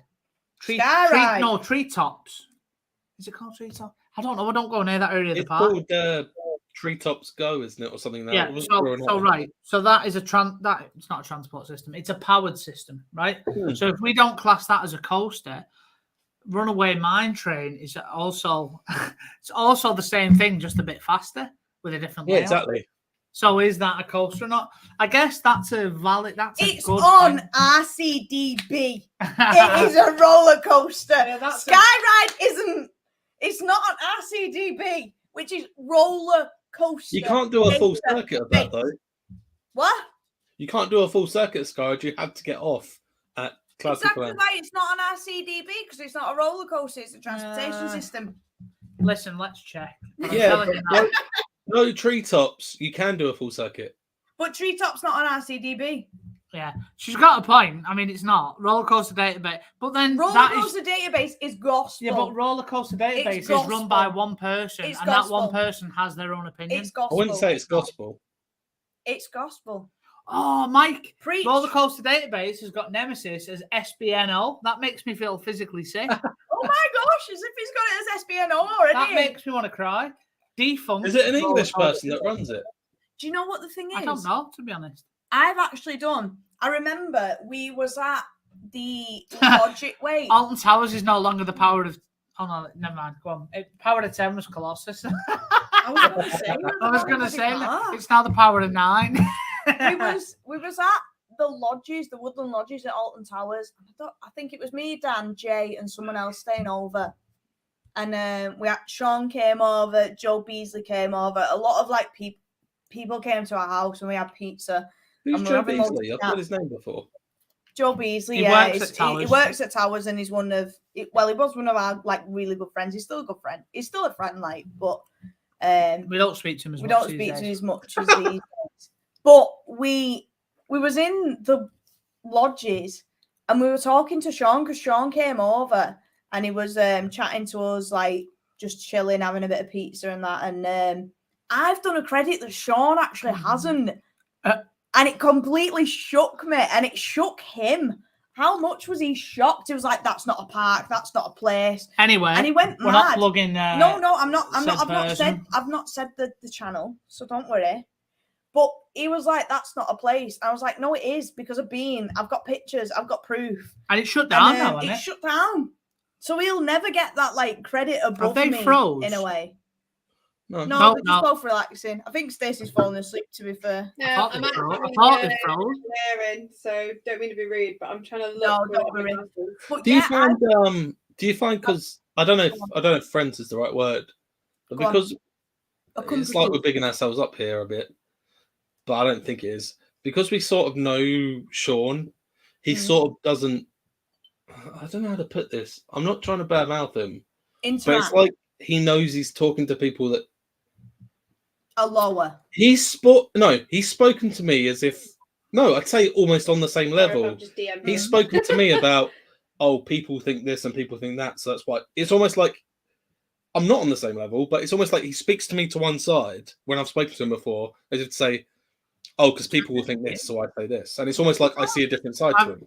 It talks to us all the time. Like when we see him, it'll literally like just talk to us for ages, won't it? Him and Charlotte I've known Sean since he did the Sandbrook productions and stuff, and a lot of people who watch him now, obviously they're a bit starstruck, but I just know him as the guy. I've been to parks with him. I've done a couple of days out with him and as a group, and he's a good lad. He's a good lad. I don't understand the hate he gets. I think it's jealousy off a lot of people. A lot of people these days that start the YouTube vlogging, theme park vlogs, all aspire to be what he is. That level. And I've said to Paris, I said he is the top of the tree, and everybody else tries to follow him. I think the only problem I have is with people that have previously been with him. Like I don't want to mention names, but people don't mention names. No. When he's done stuff before, and other people have worked with him, they suddenly think they're on his level because they've been featured on his channel. Yeah. No, I get that. Like, no, he's doing the work. Yeah, he's doing the work. He's putting the effort in. He's putting that content out there, as well as when he was working, obviously, a job. And the same with Charlotte. When she was working a job, she was still doing it. Like me now, I'm still working a job. Dan's still working a job, and we're still like you and Stacey. You two are doing it. Listen, I want to clarify that this for us is there's no end goal for this. No. We're not doing this to try and make a living out of it. This is a complete 100% hobby. We reached our end goal already. I think that's the thing, is that we want to build a community and like just socialise more, and it's just lovely the fact that we can I mean, share it with everyone else. Yeah. For me, Well, I just enjoy the feeling. I enjoy the feeling of us putting out a video and seeing a couple of comments. Into it. The subscribers, I'll be honest, we say to people subscribe. I think our end goal for subs is 1,000. That's the. I think the subs is broken now because everyone's jumped on the bandwagon of making random shorts and getting subs that way. And it's kind of broken. Well, to be honest, we do a lot of shorts, and it does get us. It gets us a lot of subs, and then the subs leave. I don't know if it's bots. They unsubscribe within about 2 or 3 days. There's about 3 or 4. But the end goal for us, I think we would like to see 1,000 subs. That is a hell of a. Our end goal was 100, so we could get the domain name. It's a hell of a milestone. But talking to people like this, doing this tonight, interacting with people in the comments, we love it. Live chats. That's my real interest. And looking back on videos, we've watched our videos from last year when it was just recently me. Yeah, when it was you, and we watched the bonfire night on the build up to bonfire night. We watched from last year. We, it's nice to look back on. I'm not doing it. It's there for like when we've got kids and stuff as well, for them to look back and be like, do you know what? That's my mum and dad there. Mike, you know yourself. I've always loved YouTube. I've had numerous channels. I've done No Limits Coaster channels. I've Worldwide Park Guide. Yeah, I've done that. Theme Park Dan, Theme Park Man, or whatever it was. Alton Towers Guide. No, it wasn't. We need to get AT Jakey back. Alton Towers Dan. We need to meet up with Jake and Brad again because they want to do it. Remember Coaster Fella, Mike? No. Yeah, didn't subscribe to that one, Dan.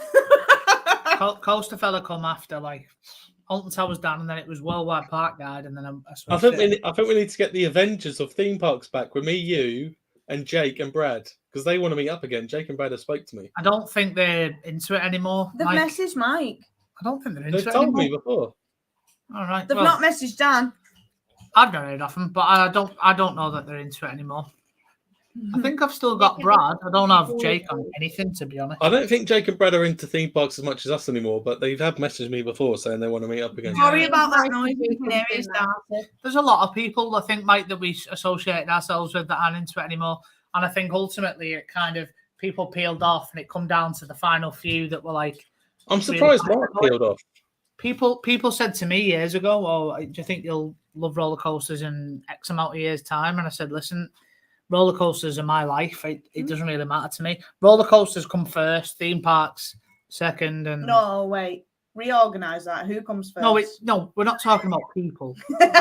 We're talking about what I actually love. Like, whoa, whoa! You guys heard that? This was live. You know what I mean? Walk away. Walk away. A live breakup. We're not talking about people that I love. We're talking about hobbies and things that I'm passionate about. Yeah, things that I love outside of. I know what you mean. Yeah. I'm not worried. There's loving another being, and there's loving a hobby. Yeah. I totally get it. Like theme parks, roller coasters are my number one. No. Roller coasters are my passion. They are literally like everything. And then theme parks come second because obviously the roller coasters are there. But yeah. I think for me personally, it's the theming, because I feel like having, like, for example, like a Scarefest event, the actors have to go in with the theme alongside with the rides as well, and I think it just has to flow through, so you feel like you're being carried through a story some way. Or I agree. I love the end of the day and go, they have these flipping amazing people dancing, and then I ended up stumbling upon a haunted house or something like that. You know what I mean? I love theming. I love like smell pod. I love like the whole atmosphere and stuff.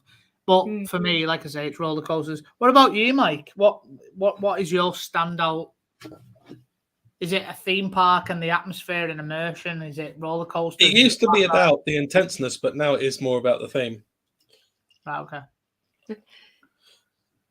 But I still stand by Europa Park is the best park in the world, I think. I still haven't been. I'm going to say, have you ever been to EnergyLandia? No. No. You need to go. I need to work out how to book a holiday abroad. Easy. Get This is gonna like really upset some viewers, but I've never booked a holiday abroad, so I have no idea where to start. But I'm sure. To be fair, I never knew how to book it, and then we booked Poland through Ryanair.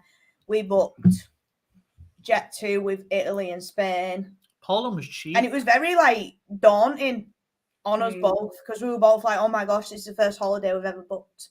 And it was very daunting, wasn't it? Yeah. But it's so easy once you've done it. You just think, why am I worried? With Poland, guys, you can get there with Ryanair and you just fly into Krakow. Don't fly with Ryanair though, because it's literally like your sardines and it's like this.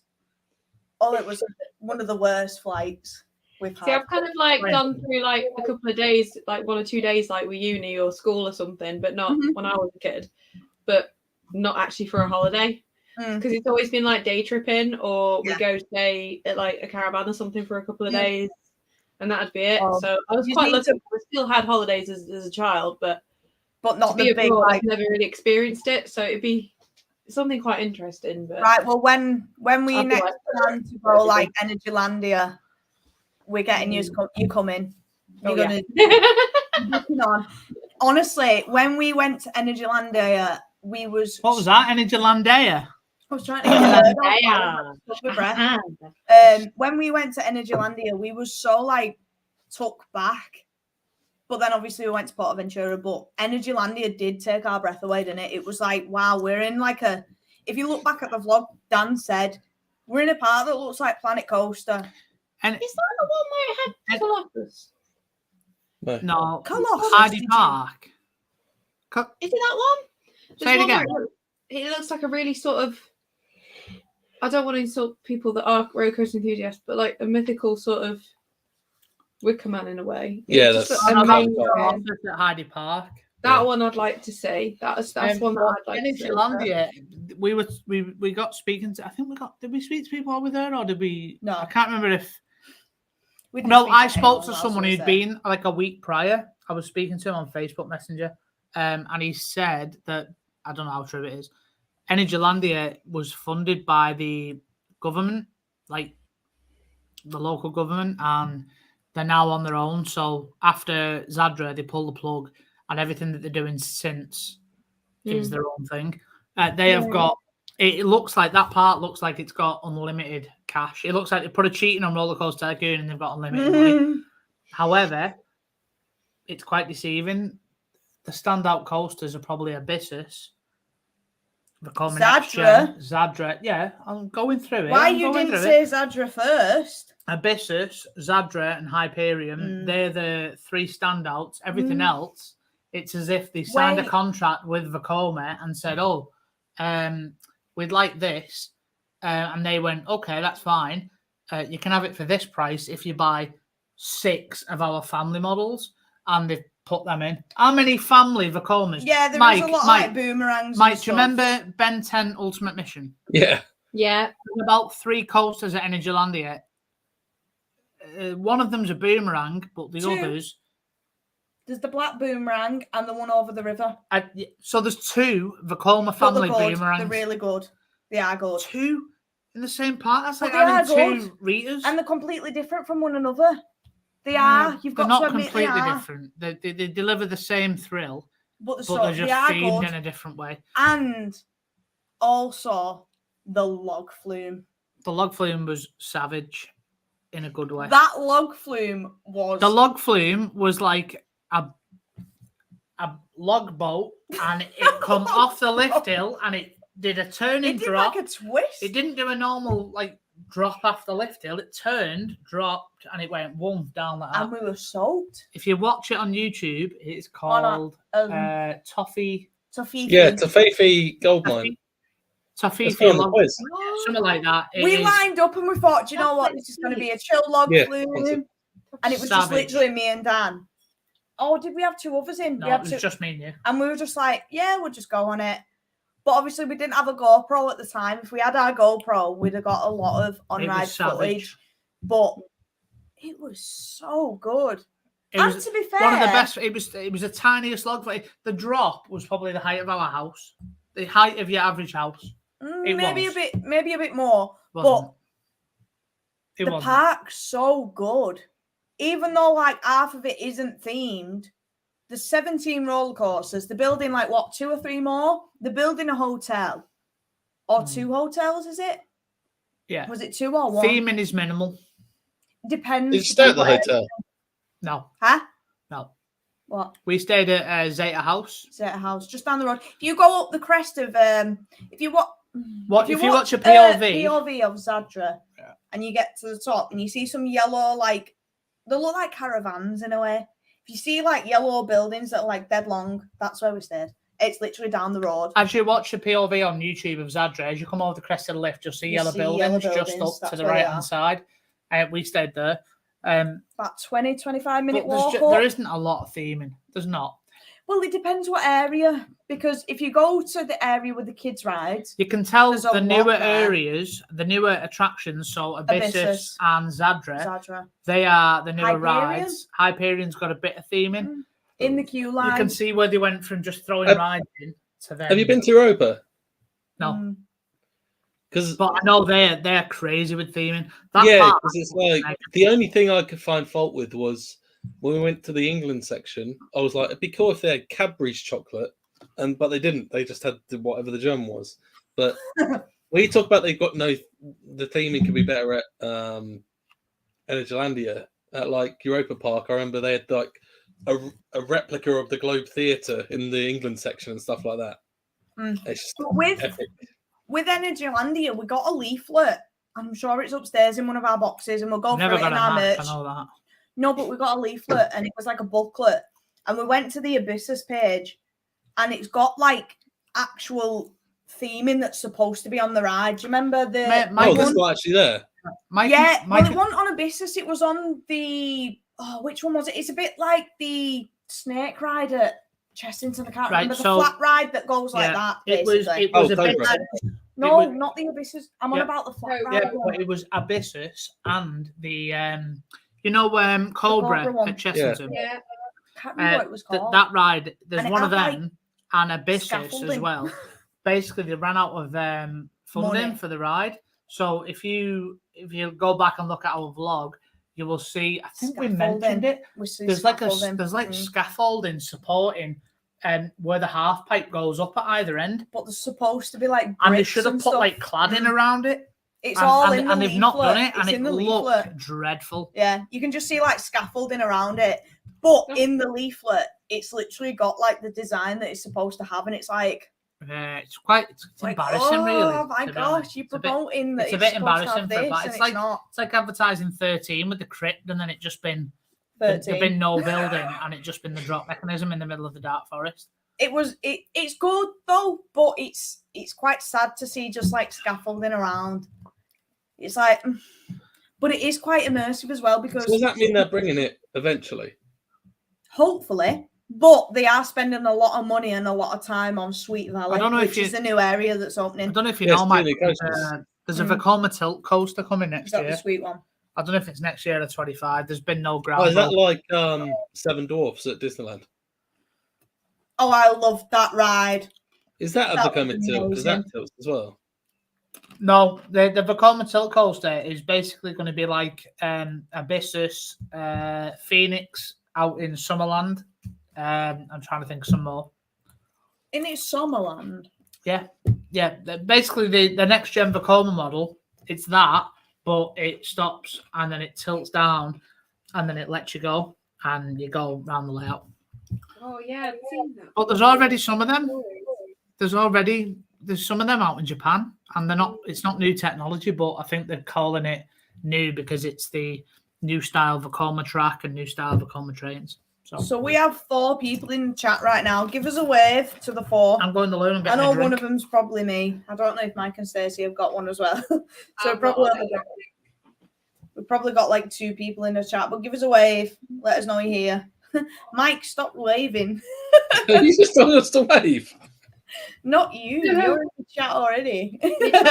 Teacher. Mike, that's such an old photo.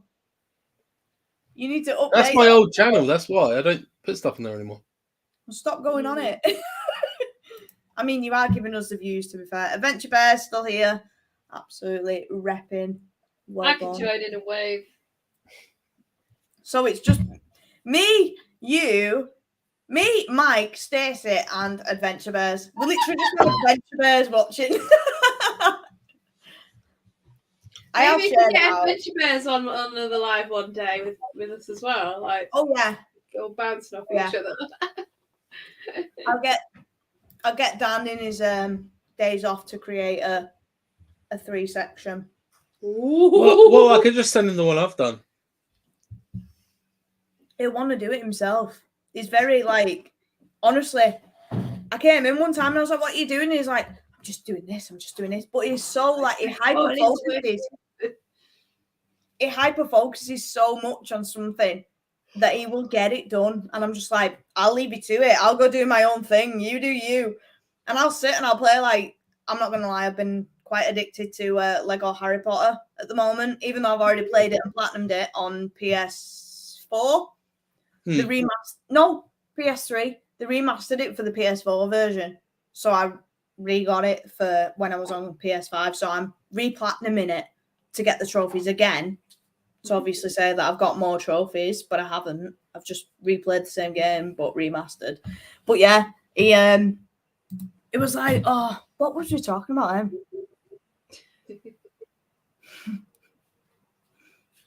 What are you doing? Beers left. Favorite takeaway is probably, I'd say Chinese Adventure Bears.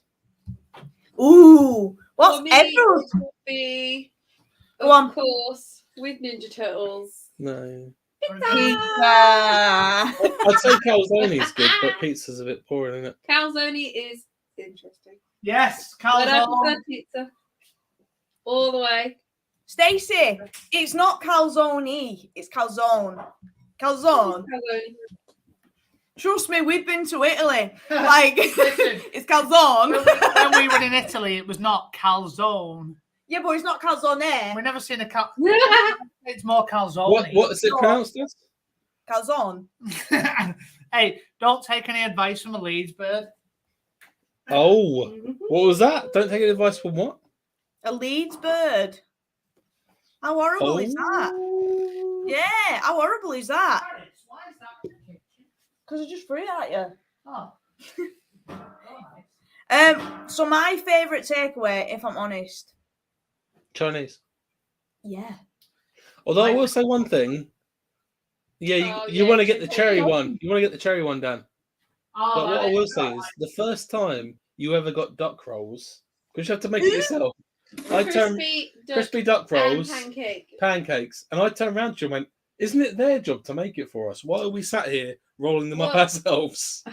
No, I remember. What did I do? I went to my friend's house and we went to an all-you-can-eat Chinese buffet, and she put this like duck sauce thing that was supposed to go on like crispy duck, and I was like, "All right, okay, I'll eat my food." Yeah. And it was horrific. It made me sick. I puked everywhere. I was like, what is that? So I've never, and to be fair, I love ducks. I know that sounds like really sick. I love ducks, man. I know that sounds really random, but I love looking at ducks and I love like seeing them and I think, oh, they're so cute. And then I couldn't eat them. I like Alton Towers. You like looking at the ducks? Yeah. And they're dead cute. And I just think someone's eating that in like a pot, a spring roll and stuff. And I'm like, no. A bit of duck in pancake. Yeah, I'm the other way. I'm like, no. Ducks, what's the point of them? Eat them. No, they're so cute. And I just think, oh, they're so cute. I can't eat them. So I don't eat them. And I just think whoever eats duck, it just makes me. But then I look at chickens and I think, yeah, you're annoying. So that's fine. I can eat you. I'm not. I'll eat chicken. So you're not eating ducks because you like how they look. I'm not raving about yeah, chicken. they're so cute. Nice. That's so I've never tried it, so I'd never know. Can't put my opinion on it because I'd never know. But my favorite food from a takeaway is definitely Chinese. I love my. Oh, what's the one we have? Salt and pepper chicken. Salt and pepper chicken, salt and pepper chips, chicken fried rice, prawn crackers. I do like special fried rice, but I'd take away the prawns because I don't like. What time are we on? Oh my god, we're nearly 3 hours. Don't like prawns. Well, the adventure bears are loving it, so we have to continue. They are really loving it. They're asking us our favourite takeaway, so you go on yours. Mine is a doner calzone with garlic mayo, lettuce, the salad, lettuce, onions, tomatoes, cucumber, garlic mayo. Garlic mayo, I've said. Yeah, that's my favourite. What size? 9-inch. You have 12. Yeah, I have 12 if I can eat it. But you don't eat 40. He has 12, but he doesn't eat it all in one day. He eats some like the next day. To be honest, I might order one. No. You've got we'll put some chicken nuggets in the oven. Mike, you said Chinese. What's your favourite Chinese dish? I like having, to start with, is it called the Szechuan hot and spicy soup? Oh, I don't know. Szechuan, something like that. Szechuan. And then for the main, I like having, because it keeps the heat for the longest amount of time, I like having the duck chow mein. No. Duck is good. But you have to have a starter of the, I don't know how to pronounce it, the Szechuan sweet and sour soup. And I have to have that every time as well. Mike, just try pronounce it again. Szechuan. Szechuan? Something like that. I thought it was Szechuan. She's on wrong. She's on wrong. Szechuan. It's not Szechuan. I'm laughing at you now. It's not Szechuan. Szechuan. Basically, sesh and one. Yeah. No, it's not. Wagwan. Oh, so there's only Adventure Bears in the chat. Do you want to chat about that Wagwan or not? No, we won't. Just in case anyone replays. No, not in case our number one. We are a great stream from everyone. To be fair, I'm not on it anymore. We are a great stream, everyone. Thank you, Adventure Bears. Thank you for sticking with us. I hope you're having a good night, good Friday night. Anyway, we're having so much fun that we're just just carry on the chat. Never mind about what you said. Pizza. What's your favourite pizza and what's your favourite pizza place? No place. Pizza place would be Papa John's, and it would be the favourite of which I know it's going to annoy a lot of vegetarians here and the vegans, but it's the meat feast, barbecue meat feast. It's great. If I feel really crummy and I feel really run down, every once in a while I'll order Papa John's, not all the time, but every once in a while if I feel a little bit run down. And after having the meat, it's the iron, and it just brings me back up again. And I'm like, yeah. It's not the iron; it's the fact you've got pizza. Yeah, it's the that fact as well. Though that's the thing. I get the ultimate. It's not just the I feel really satisfied. I get the ultimate freaking high from it. So, yeah. And I also get the. Mike's looking at Papa John's right now on his phone. Yeah, but, I also get the garlic dip. Not that I'm. They don't do calzone. Well, no, but I'm gonna jump in there. So. The favourite garlic dip from any pizza place is Domino's garlic and herb. Correct. See, I had an obsession with Domino's, but we don't have a local one, so Papa John's is the closest one. So hence the reason why I order from Papa John's nowadays. Well, that's fair enough because you don't have one local. I used to work at Domino's. Dan used to work at Domino's as well as a delivery driver. I know this is so mad. Not the same one. No, obviously. I used to be a pizza maker. Dan used to be a delivery driver. I'm obsessed. Is that how you met? Why don't you set up a business? Because money. Yeah, money. Looking at me, Stacey, you'd think I'd know a lot about pizza, wouldn't you? To be fair, when anything went wrong in the kitchen, like if cookies got put in or anything, I'd be like, I'm having these. And I used to just eat it. I'd say to my manager, I'm going to take these. I'm going to eat them. And he was like, fair enough. He wouldn't argue with me because he knew I'd get my own way. And it was so bad. But I'm one of these people that I will always say it as it is. And I've always been like that. And I always will be. My managers from Domino's, Pizza Hut, Asda, I've always said it how it is. If you don't have that honest person to give you that, in a way, feedback, might not be the feedback that you wanted, but if you don't get that feedback, then what's the point in running a business? You need that feedback to get back. But I'm always there like, I'll have these cookies. Your mistake for putting them in, I'll eat them. I should be about 20 stone. I used to work at Mackey's, Domino's, Pizza Hut. I used to work at all the fast food chains. Wow. Yeah. It did start off my obsession with Pizza Hut. And then when I was at uni, like the all-you-can-eat buffet as a student. And then I was just like, no, I'll leave it for a bit. And then I'd end up eating, they had like two large-sized pizzas, buy one, get one free at this local pizza place. Not a named branch at all in Sheffield. And I remember on a winter's night, I'd get the buy one, get one free pizzas and I'd hug them against my body and then go take them to my uni mates. I love it. So it was brilliant. Honestly, it was absolutely brilliant. And then I remember doing like, because I used to play like bass guitar and stuff like that as well. So I remember having like my bass on my back with like an amp and then on there carrying these pizzas up in crooks. Oh my gosh.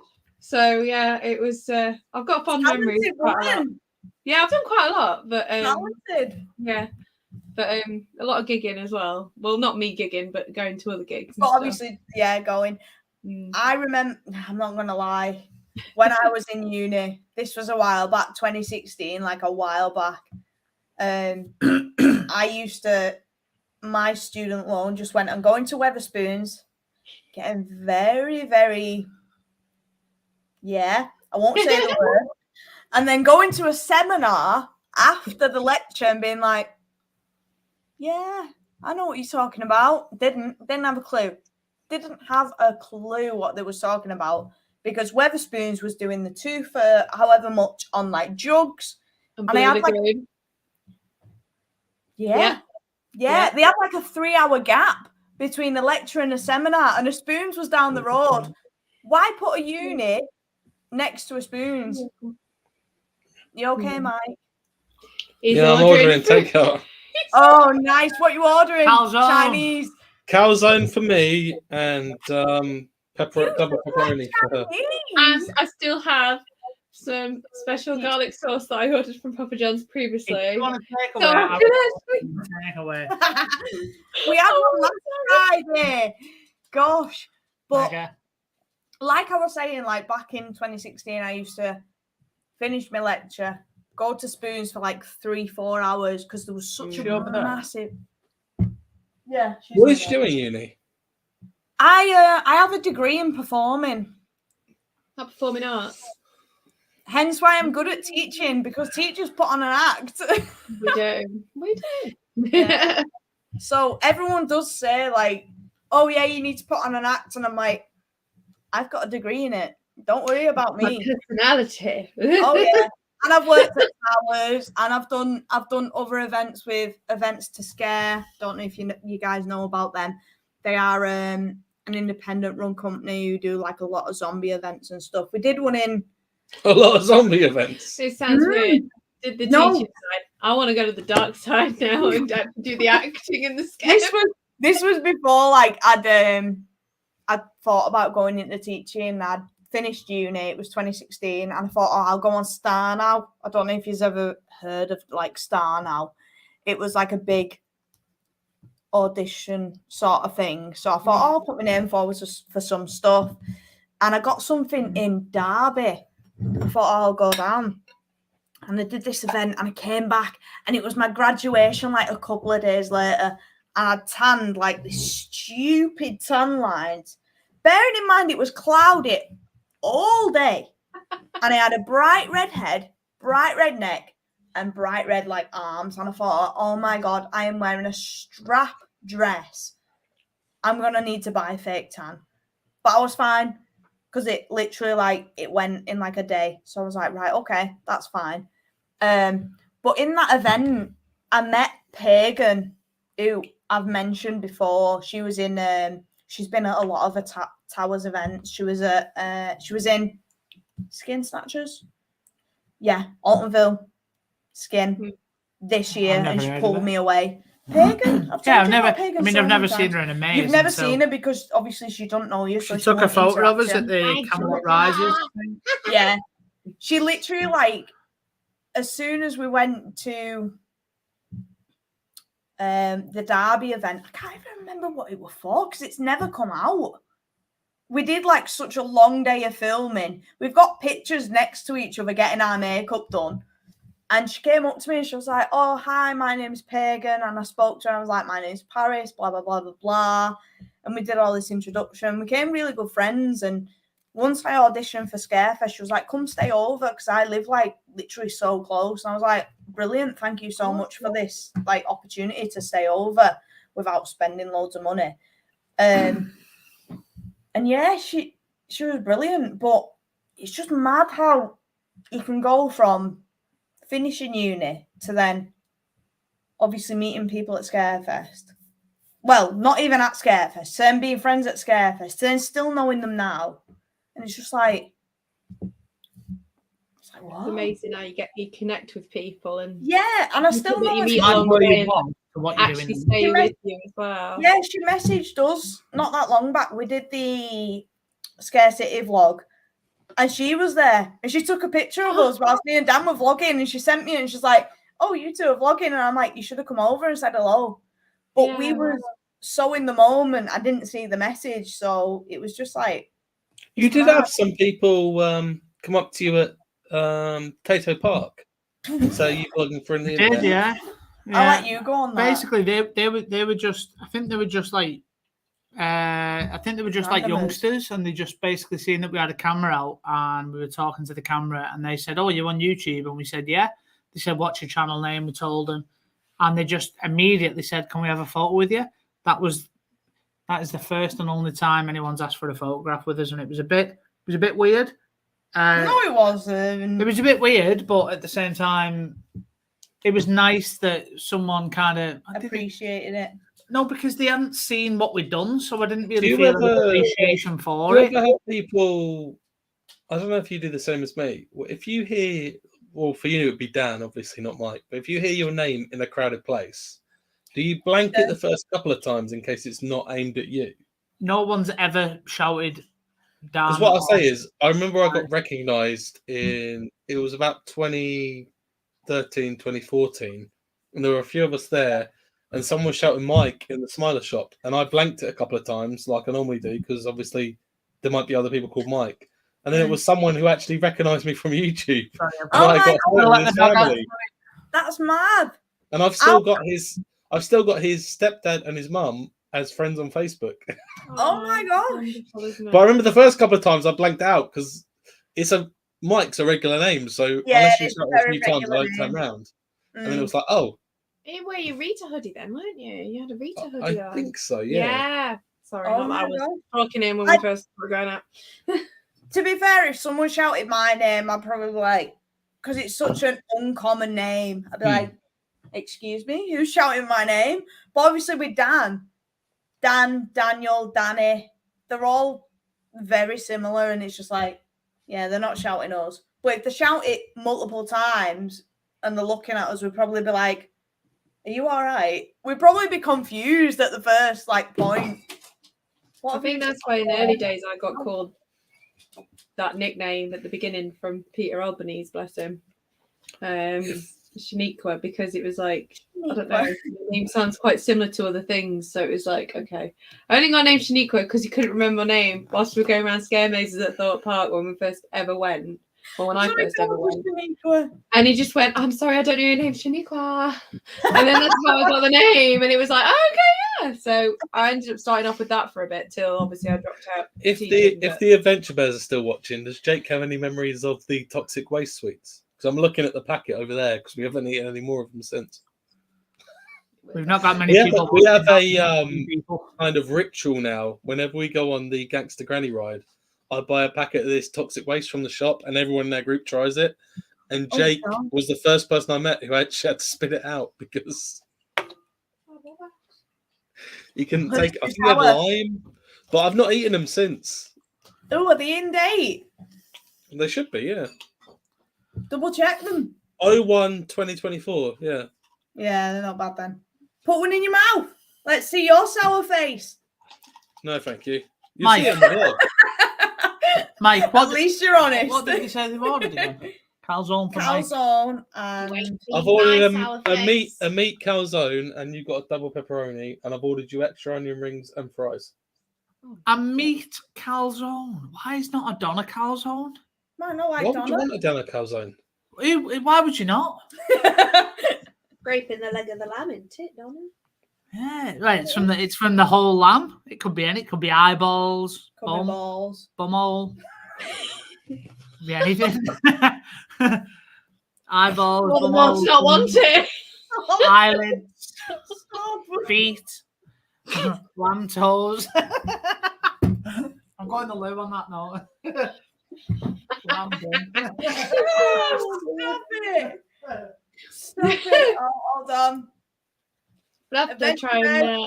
I have likes them. Send them over. I can't do sour sweets. There you go. There you go. Daniel.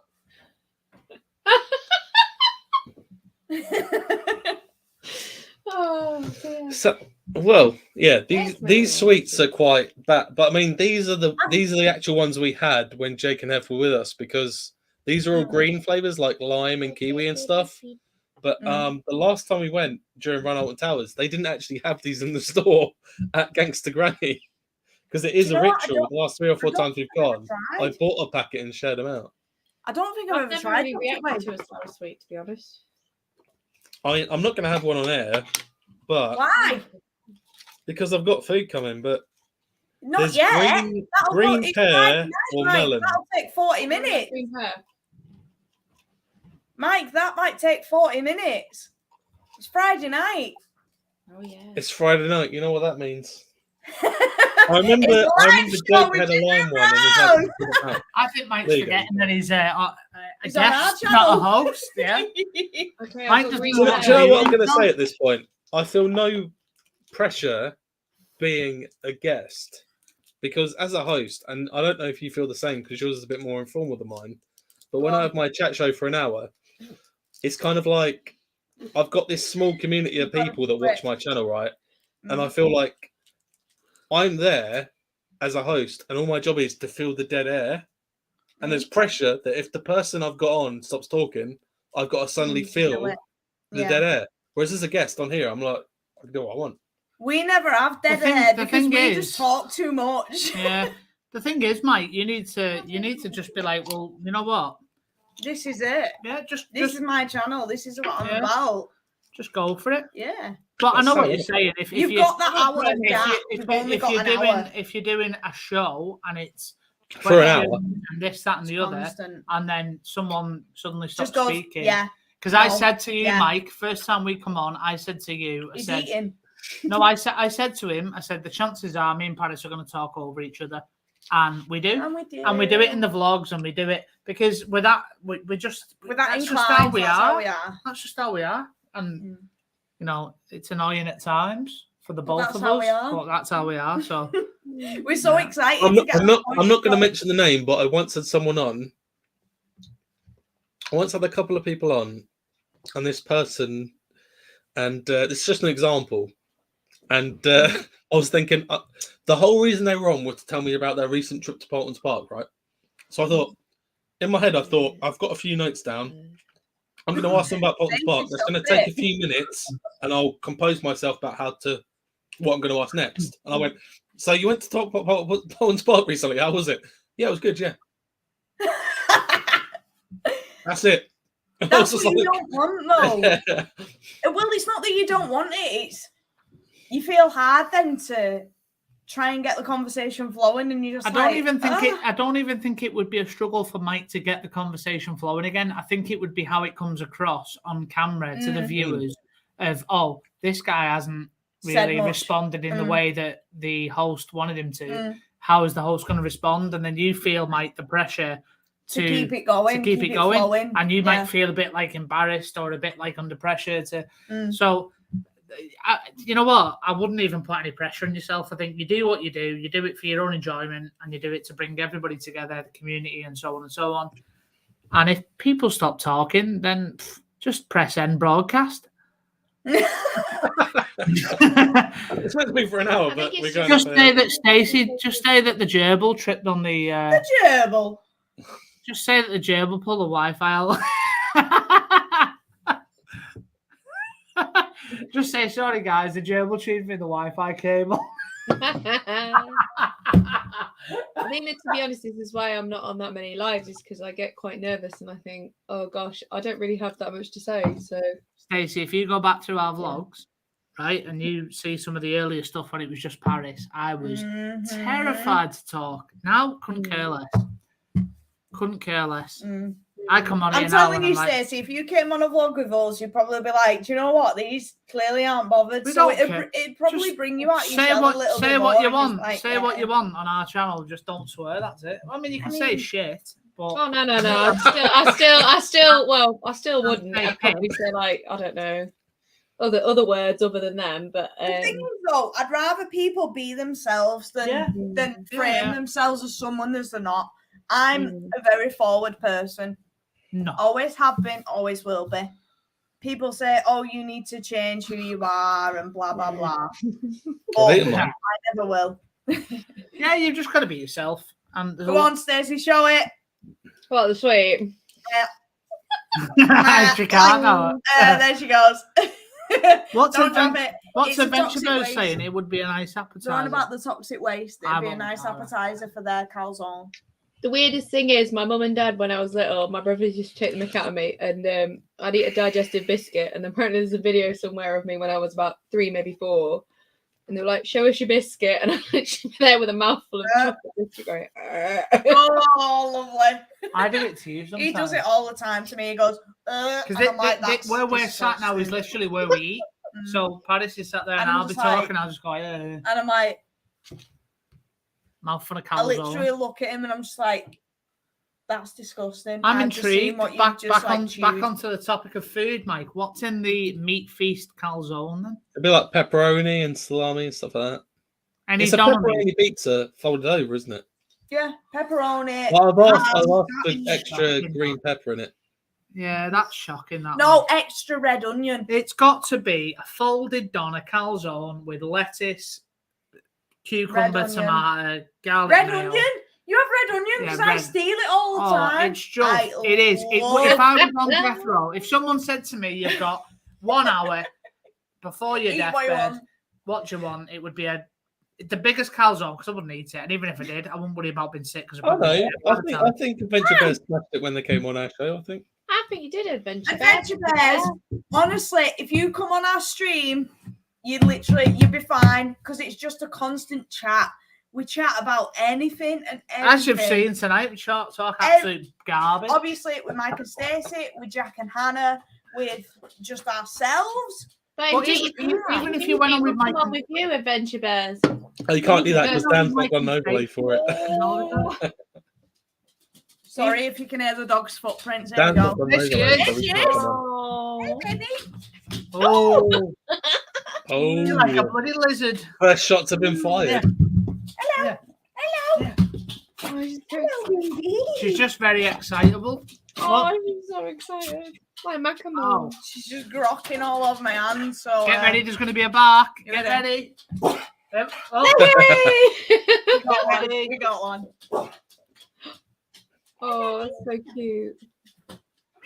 But Adventure Bears, I reckon if you go on Mike's show, you know them, and they've been on my show about 2 or 3 times. Yeah. Well, that's it. I mean, they go on your show. I don't care anymore if anyone's got it to say. Whack it in the comments. I don't care what people think. I accidentally came across. It used to really bother me. Paris would put the camera on and be like, I wouldn't know what to say. It used to. I once searched Adventure Bears without the global bit, and I came across some guy who's got a channel called Adventure Bears. And it's some kind of old geezer from the West End. He goes trekking around the countryside with his wife. Can you hear that? Hold on. Yeah, it's just sounds like tap dancing. Good girl. Right, sit. Get her a treat. I'm trying to get her. Get her a treat. Get her a treat. Get her a treat. Yeah. Hang on. Where's your napkin, baby? The treat's been acquired. I don't need to show Cherokee. She's in the house. No, Cherokee just wants a treat. Sit. Oh, she's gorgeous. Paw. She's like, give me the food, Come on. nicely. Good girl. There's 2 seconds apiece until she's walloped that down. Oh, Adventure Bears. How's your little bear, by the way? Yeah, Blue Bear, isn't it? Oh. Yeah, they've got a dog. Is it Blue Bear it's called or something like that? That needs to like. I adjusted it for the dog. You're gonna get Cherokee. I'm gonna get Kiki. We're on 3 hours 15. I think in 15 minutes, guys, we're gonna call it a day. No. 3 hours 30. Let you guys get your food. I'm excited because we've got nothing planned this weekend, so I can actually have a lay-in tomorrow. Actually, Whereas last week we had Towers. I do, but I'm gonna go and This is the biggest guinea pig we own. Oh God, Pigzilla. Cherokee. Oh, yeah, Mike? That's the biggest one we own. It's massive. Jerry Cola. Hello. What do you do? It gets in the way. She likes to hide on my shoulder and my hair though, so got to be careful. Hi, Walking with the Woods. Hello. Walking with the Woods. It's about 3 hours of the show. Channel, I'm sure you are. You'll have to watch the past 3 hours that have flown by. This is Cherokee. Has it gone quick, Mike? That's a good thing. Well, I think it's gone quick. What do you think? I think it's gone quick, yeah. Yeah. Wow. Oh. But I'm feeling quite tired, so I don't want to overdo it. And you guys have ordered food, so we don't want to keep you. And yeah, I think we'll say 10:30, 3.5 hour stream. That's quite good going. Oh, did you hear that? Was that the dog or was that? That was. We're just checking if you heard it. That was the dog. The dog's just yacked on something. Yakking on a bone. I would love that to bite Mike's finger off now. It'd be He just licks it. He just licks. Walking with the Woods. He just licks. It's not Poppycool, I'm afraid. Poppycool. It's Cherokee. Unfortunately, we lost her during lockdown, so hence the name. But this one's Cherokee. She's the youngest one. She's got ears like bacon. Her ears look like bacon. That's what Mike says all the time to her, and then she's like, "What do you call me?" So why is she called Cherokee? It sounds a bit like Charizard. I just thought Cherokee was a cool name. Yeah, Mike named her. But yeah, she's a two-toner. Cherokee. Oh look. I won't even put Darcy up because Darcy will literally go for the screen. Do you know when you say ear ratty? Ear ratty! Ratty, come down my hole. Yeah. I always think of this one because my dad comes up to her and goes, "Oh, little ratatouille, little ratty." Then it's like, "Oh, I think you then." Oh no, my voice used to hurt a lot. But the worst thing was when I went back to Leeds, my mum was like, "What is?" You went back? Well, yeah, because I lived in Stoke in a hotel called. Oh my god, what was the hotel? What was the hotel? I can't remember the hotel. Bank House. No. It was in Stoke-on-Trent. What was it called? I'm gonna have to Google it. But it was. I remember I was in room 210. Hotels in Stoke-on-Trent. As soon as I see it, I'll know.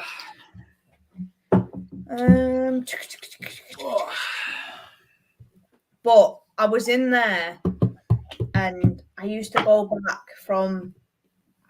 What was it called? It was opposite a club. That sounds really bad. Did you ever go to the club? No. I used to finish dead late and I'd go back and I'd be covered in like all the prosthetics or the muck and the blood, and everyone would be like, the reception staff were like, "Are you okay?" It's like, "Yeah, I've just been working at Scarefest at Alton Towers." And I was like, "Okay, that's fine if you want to go up to your room and go get a shower." I was like, "Yeah, I do. And I want to get to bed because it's like near midnight." Oh, what was it called? Premier Inn? No. It was a Holiday Inn? No, it wasn't. I can't remember its name. What was that, Mike? Quality Hotel. That's what it was called. The Quality Hotel in Stoke-on-Trent. And I literally, we don't have many hotels in Stoke. I know there isn't many. It's mostly in Newcastle under Lyme, isn't it? I paid for this hotel because it added swimming baths, and I thought, I'm going to be able to get my swim in. I'm going to be able to go to work. No, I never seen this swimming pool in my life. Like, I would finish work at 12 o'clock. Adventure Bears sounds about right for quality hotel. Yeah. And across the road, there was a bar. And it was very loud on some nights. Just asking Adventure Bears, is Newcastle under Lyme technically Stoke? No. I'll put that out there. See what they say, but I'd say no. There's no clear differential. It's just like there's buildings and there's a town and there's still town. And well, that's with anywhere, Mike. That's with anywhere. There's always buildings and I'm towns. actually jealous that Adventure Bears live in Stoke. Why? 20 minutes from Alton Towers. Sorry, Adventure Bears. No. They live like 20 minutes from Alton Towers. Adventure Bears, it used to have a script. That's what it was. In 2016, it was a strip club because the top roof had poles on it. I'm not going to lie to you. On the roof? Yeah. So basically... Mike, should we do a vlog there? Wait. When I looked out of my window and I looked left, there was a bar. And the bar on the outside? Floor, yeah. The bar on the second floor, I'm sure it had a couple of poles. And I was just like, yeah, that's defo a strip club. And it was a strip club. And it was very loud, very boisterous. So it was... Sorry. Newcastle, not in Stoke. Oh, he's angry. Angry, Mike. Newcastle under Lyme. Yeah, Newcastle Brown Ale. Hey, you're a damn sight closer to Alton Towers than we are. It's Stoke. No, they're not. They don't live there. No, I know they don't. Where do they live? Adventure Bears. You live in Stoke? Yeah. Stoke. Yeah. Well, or Newcastle under Lyme, as it's now known. No, we're basically discussing Newcastle under Lyme. Okay, well, we are, if we drove right now, what? 1 hour, 22 minutes, 58 mile. Due to the quality hotel. Why is it sending us that way? Due to the quality hotel. Why is it sending us that way? It's not quality, by the way. It wasn't a quality hotel. It wasn't a quality hotel. The way you're talking about it was far from. I remember staying there. I'm not going to lie. I stayed in 2 different rooms. So I stayed on the... 31 minutes. 31 minutes to the quality hotel? No, in Stoke, Dan. Make sure it's quality hotel. Yeah, from Alton Towers. I mean, from our quality home, hotel right? From Stoke-on-Trent. But you did it from Alton Towers to quality hotel. Do it from our house to quality 57 hotel. minutes, Dan. Dan, 57 minutes for us. 35.1 miles. Thank you, Mike. Just you did it from but you did it from quality hotel. I know. I mean from where we live. I'm telling Dan from where we live. Watch. You did it like this. Anyway, it was 31 minutes. Yeah. From Alton Tower, you did this. Mike, literally. Mike, listen, right. So if it was 31 minutes, listen to this. If it was 30... what you did. Look at what you did. No, but I know, but listen, Mike. Look at what you did, Dan. Look at what you did. But listen, if it's 31 minutes from Alton Towers to this hotel, how can it be any different from the hotel to Alton Towers? It's 31 minutes. I was saying do it from our house. No, you wasn't. I literally said to you, do it from our house. I thought you were saying, you didn't put it from Alton Towers to the hotel. I said, do it from our house to the quality hotel. Right. So. Do it from our house. Yeah, I heard what you're saying. This is what happens on our live stream. 55 minutes. Dan doesn't listen. 55 minutes. 55 minutes. But hang on, what? It's 55 minutes for you to get to Towers from your house? No, that's to the quality hotel. I don't know why she's looking at that because she never went to the quality hotel. Yeah, I did. I lived there when I was doing Did you live here when you went there? Oh, Dan. Why are we looking at the distance from here to the hotel? Because we were just discussing it. Right, we'll forget that. You wasn't here. You was in the toilet. Mike, we're an hour and 20-ish minutes from here to Alton Towers. We weren't discussing that. Yeah, we're 57 minutes. I'm just going to slightly. What I was saying, that hotel that you mentioned when where we parked for the chained oak. Yeah, stop on my eye. Do you know the hotel we mentioned about with the chained oak that we've driven past? There is a load of trees as you go over like a little bridge towards Alton Towers. And somewhere in those trees, obviously don't look when you're driving, but there is actually like a hanging gorilla in the trees. Oh, I'm gonna have to look for that now. Not a real one, obviously, but there is a gorilla hanging in the trees. So I'm gonna have to look now.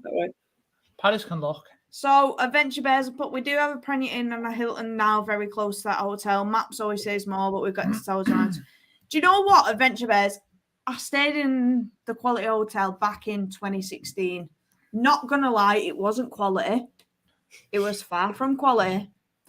I was on the 3rd or 4th floor on my first weekend when I was there, and I vividly remember, I was at my friends at the time in uni, just before I graduated, got me some Lush bath bombs for like my birthday. So I thought, oh, do you know what? I'm going to a hotel, I'll take them there.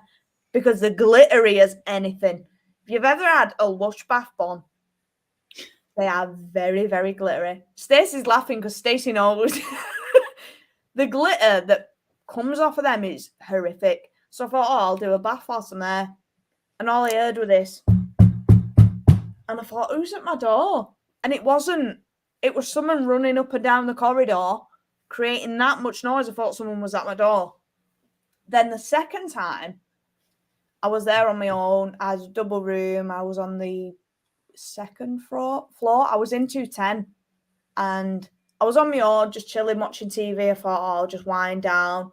And someone knocked on my door. And they were like, come to the door now. And I thought, I ain't getting up off this bed. Because I was on my own. I thought, no, I'm not getting up. And then they went, oh, F off. And they run down the corridor. All they heard were these footsteps going down the corridor. And then someone else chasing them. And I was laid there like, oh my gosh, what is going on? And I was petrified for my life. So thought, for any enthusiasts watching, make sure you stay over there. Sounds like a lovely place. How much sleep did you get every night at that place? Oh, what? How much sleep did you get at a place at night before you had to get back up in the morning? To be fair, I'd finish at around, I'd probably get back at about 11, 12 o'clock. Get a shower, get straight in bed, be up, and then I'd probably go to Tesco's over the road to get some chicken and some stuff for dinner. I'd probably get about 5-6 hours a night. It was bad when I was at Towers. To be fair, you get 12-hour days. It's 12-hour days. You get half an hour every 2.5 hours, but you only have a microwave and a kettle, so you literally have like limited stuff you can eat. If you have time to make sandwiches, if obviously you live down there or you've like hired a cottage with loads of friends, then that's fine. You can make your dinners and stuff. What happens if you need a toilet break during when you're in the maze? Imagine just go. To be fair, I don't know because I never needed one. Because you can't have a bottle. You can have a bottle with you, but because it's constant, you can't have a drink. My throat was so bad. They had a water fountain in the sanctuary. Oh, I don't know. I never did the sanctuary, so I don't know. How did they have one of those water fountains to press and walk past it? Right. But I lost a lot of weight. I remember when I went home, my mum was like, you look ill. And I was very slim at the time. I was a lot slimmer than what I am now. And she said, I look gone. Like all my cheeks had gone in and everything. And she was like, what have you been eating? I was like, I was eating so much. But because you're so constant and so active, it's so hard to keep your weight up. But it is crazy how much like you do in the 12 hours. I can imagine if you're working 12 hours in there, the way they run around and stuff. But back in the day, obviously, when I was there in 2016, use all our freedom passes. So it was non-stop. Yeah. Now it's paid guests and that's it. Yeah, but it's still non-stop. Yeah, but not really. Still backs, it doesn't matter. No, we were still backed in as normal guests. If you look at the queues compared to when it was freedom passes would be like constant, there'd be a queue constantly. Compared to now, it's like, yeah, there's a queue, but there's not enough to keep it flowing and flowing and flowing. Do you know what I mean? I think there is. There isn't. Trust me. I think there is. Since being an actor, I know, because I remember the dull spots. I remember sitting in the tunnel and in the dark room when no one was there, and it was cold. It was freezing. And especially when it was like damp, the tunnel used to get really damp. And you'd be sat in there and you'd be like this constantly, head going, and everyone would come through and you'd be like, hey, Ratty. But you'd be like, your voice would be shaking because you're trying to get warm. And you're like, and you sound like you're like 70 years old. One of my favourite, just about 1:30, one of my favourite scares was sitting on top of the tunnel, someone touching my knee, me literally like touching the top of their hand, then flying to the floor. I was like, I know I've done my job right. I'm going to get paid tonight because I've scared this person, like literally to the point of horrific, want to get out. So it was. Right. There is some good scares. What are we on? We're on 10:30. Mike, Stacey, anything you would like to plug your before channels, we end? do it, go. LOVETWOEXPLORE. Good boy. Well done. Well said. 2, 4. And what's your upcoming things? What What's your are you live doing on stream? Thursday? The Trekking Tailors are coming on Thursday at 7 p.m. to talk about Disneyland, Disney World, being part of the Disneyland club. There's a club you're part of if you go to the parks very often.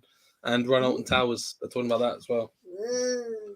Oh, nice. So everyone, if you haven't heard, go and subscribe to Stacey and Mike, which is Love to Explore. Obviously, subscribe to us, which is Ginger and Brown on YouTube, Ginger and Brown 18 on TikTok. Stacey and Mike also, this side. Stacey and Mike also do have an Instagram. I think they've got a TikTok as well, but it's not as Have you got a TikTok? Yeah, but we don't use it much. Just don't upload as much. Yeah, you need to get into it. But obviously, they've got Instagram, they've got Facebook, they've got YouTube, they have got TikTok. Buzz, thank you for sticking with us for 3.5 hours. Thank you so much to everyone who has stuck by us, come by. In our head, subscribe. We're boring and we just come on and talk whatever we're talking about. But the people that stay with us, we appreciate. So thank you very much. So what we're going to say is subscribe to the channel, rate, share it around, and we'll see you. And subscribe. In the review. And subscribe to But for now, we'll see you in the next one. Bye, guys. Bye.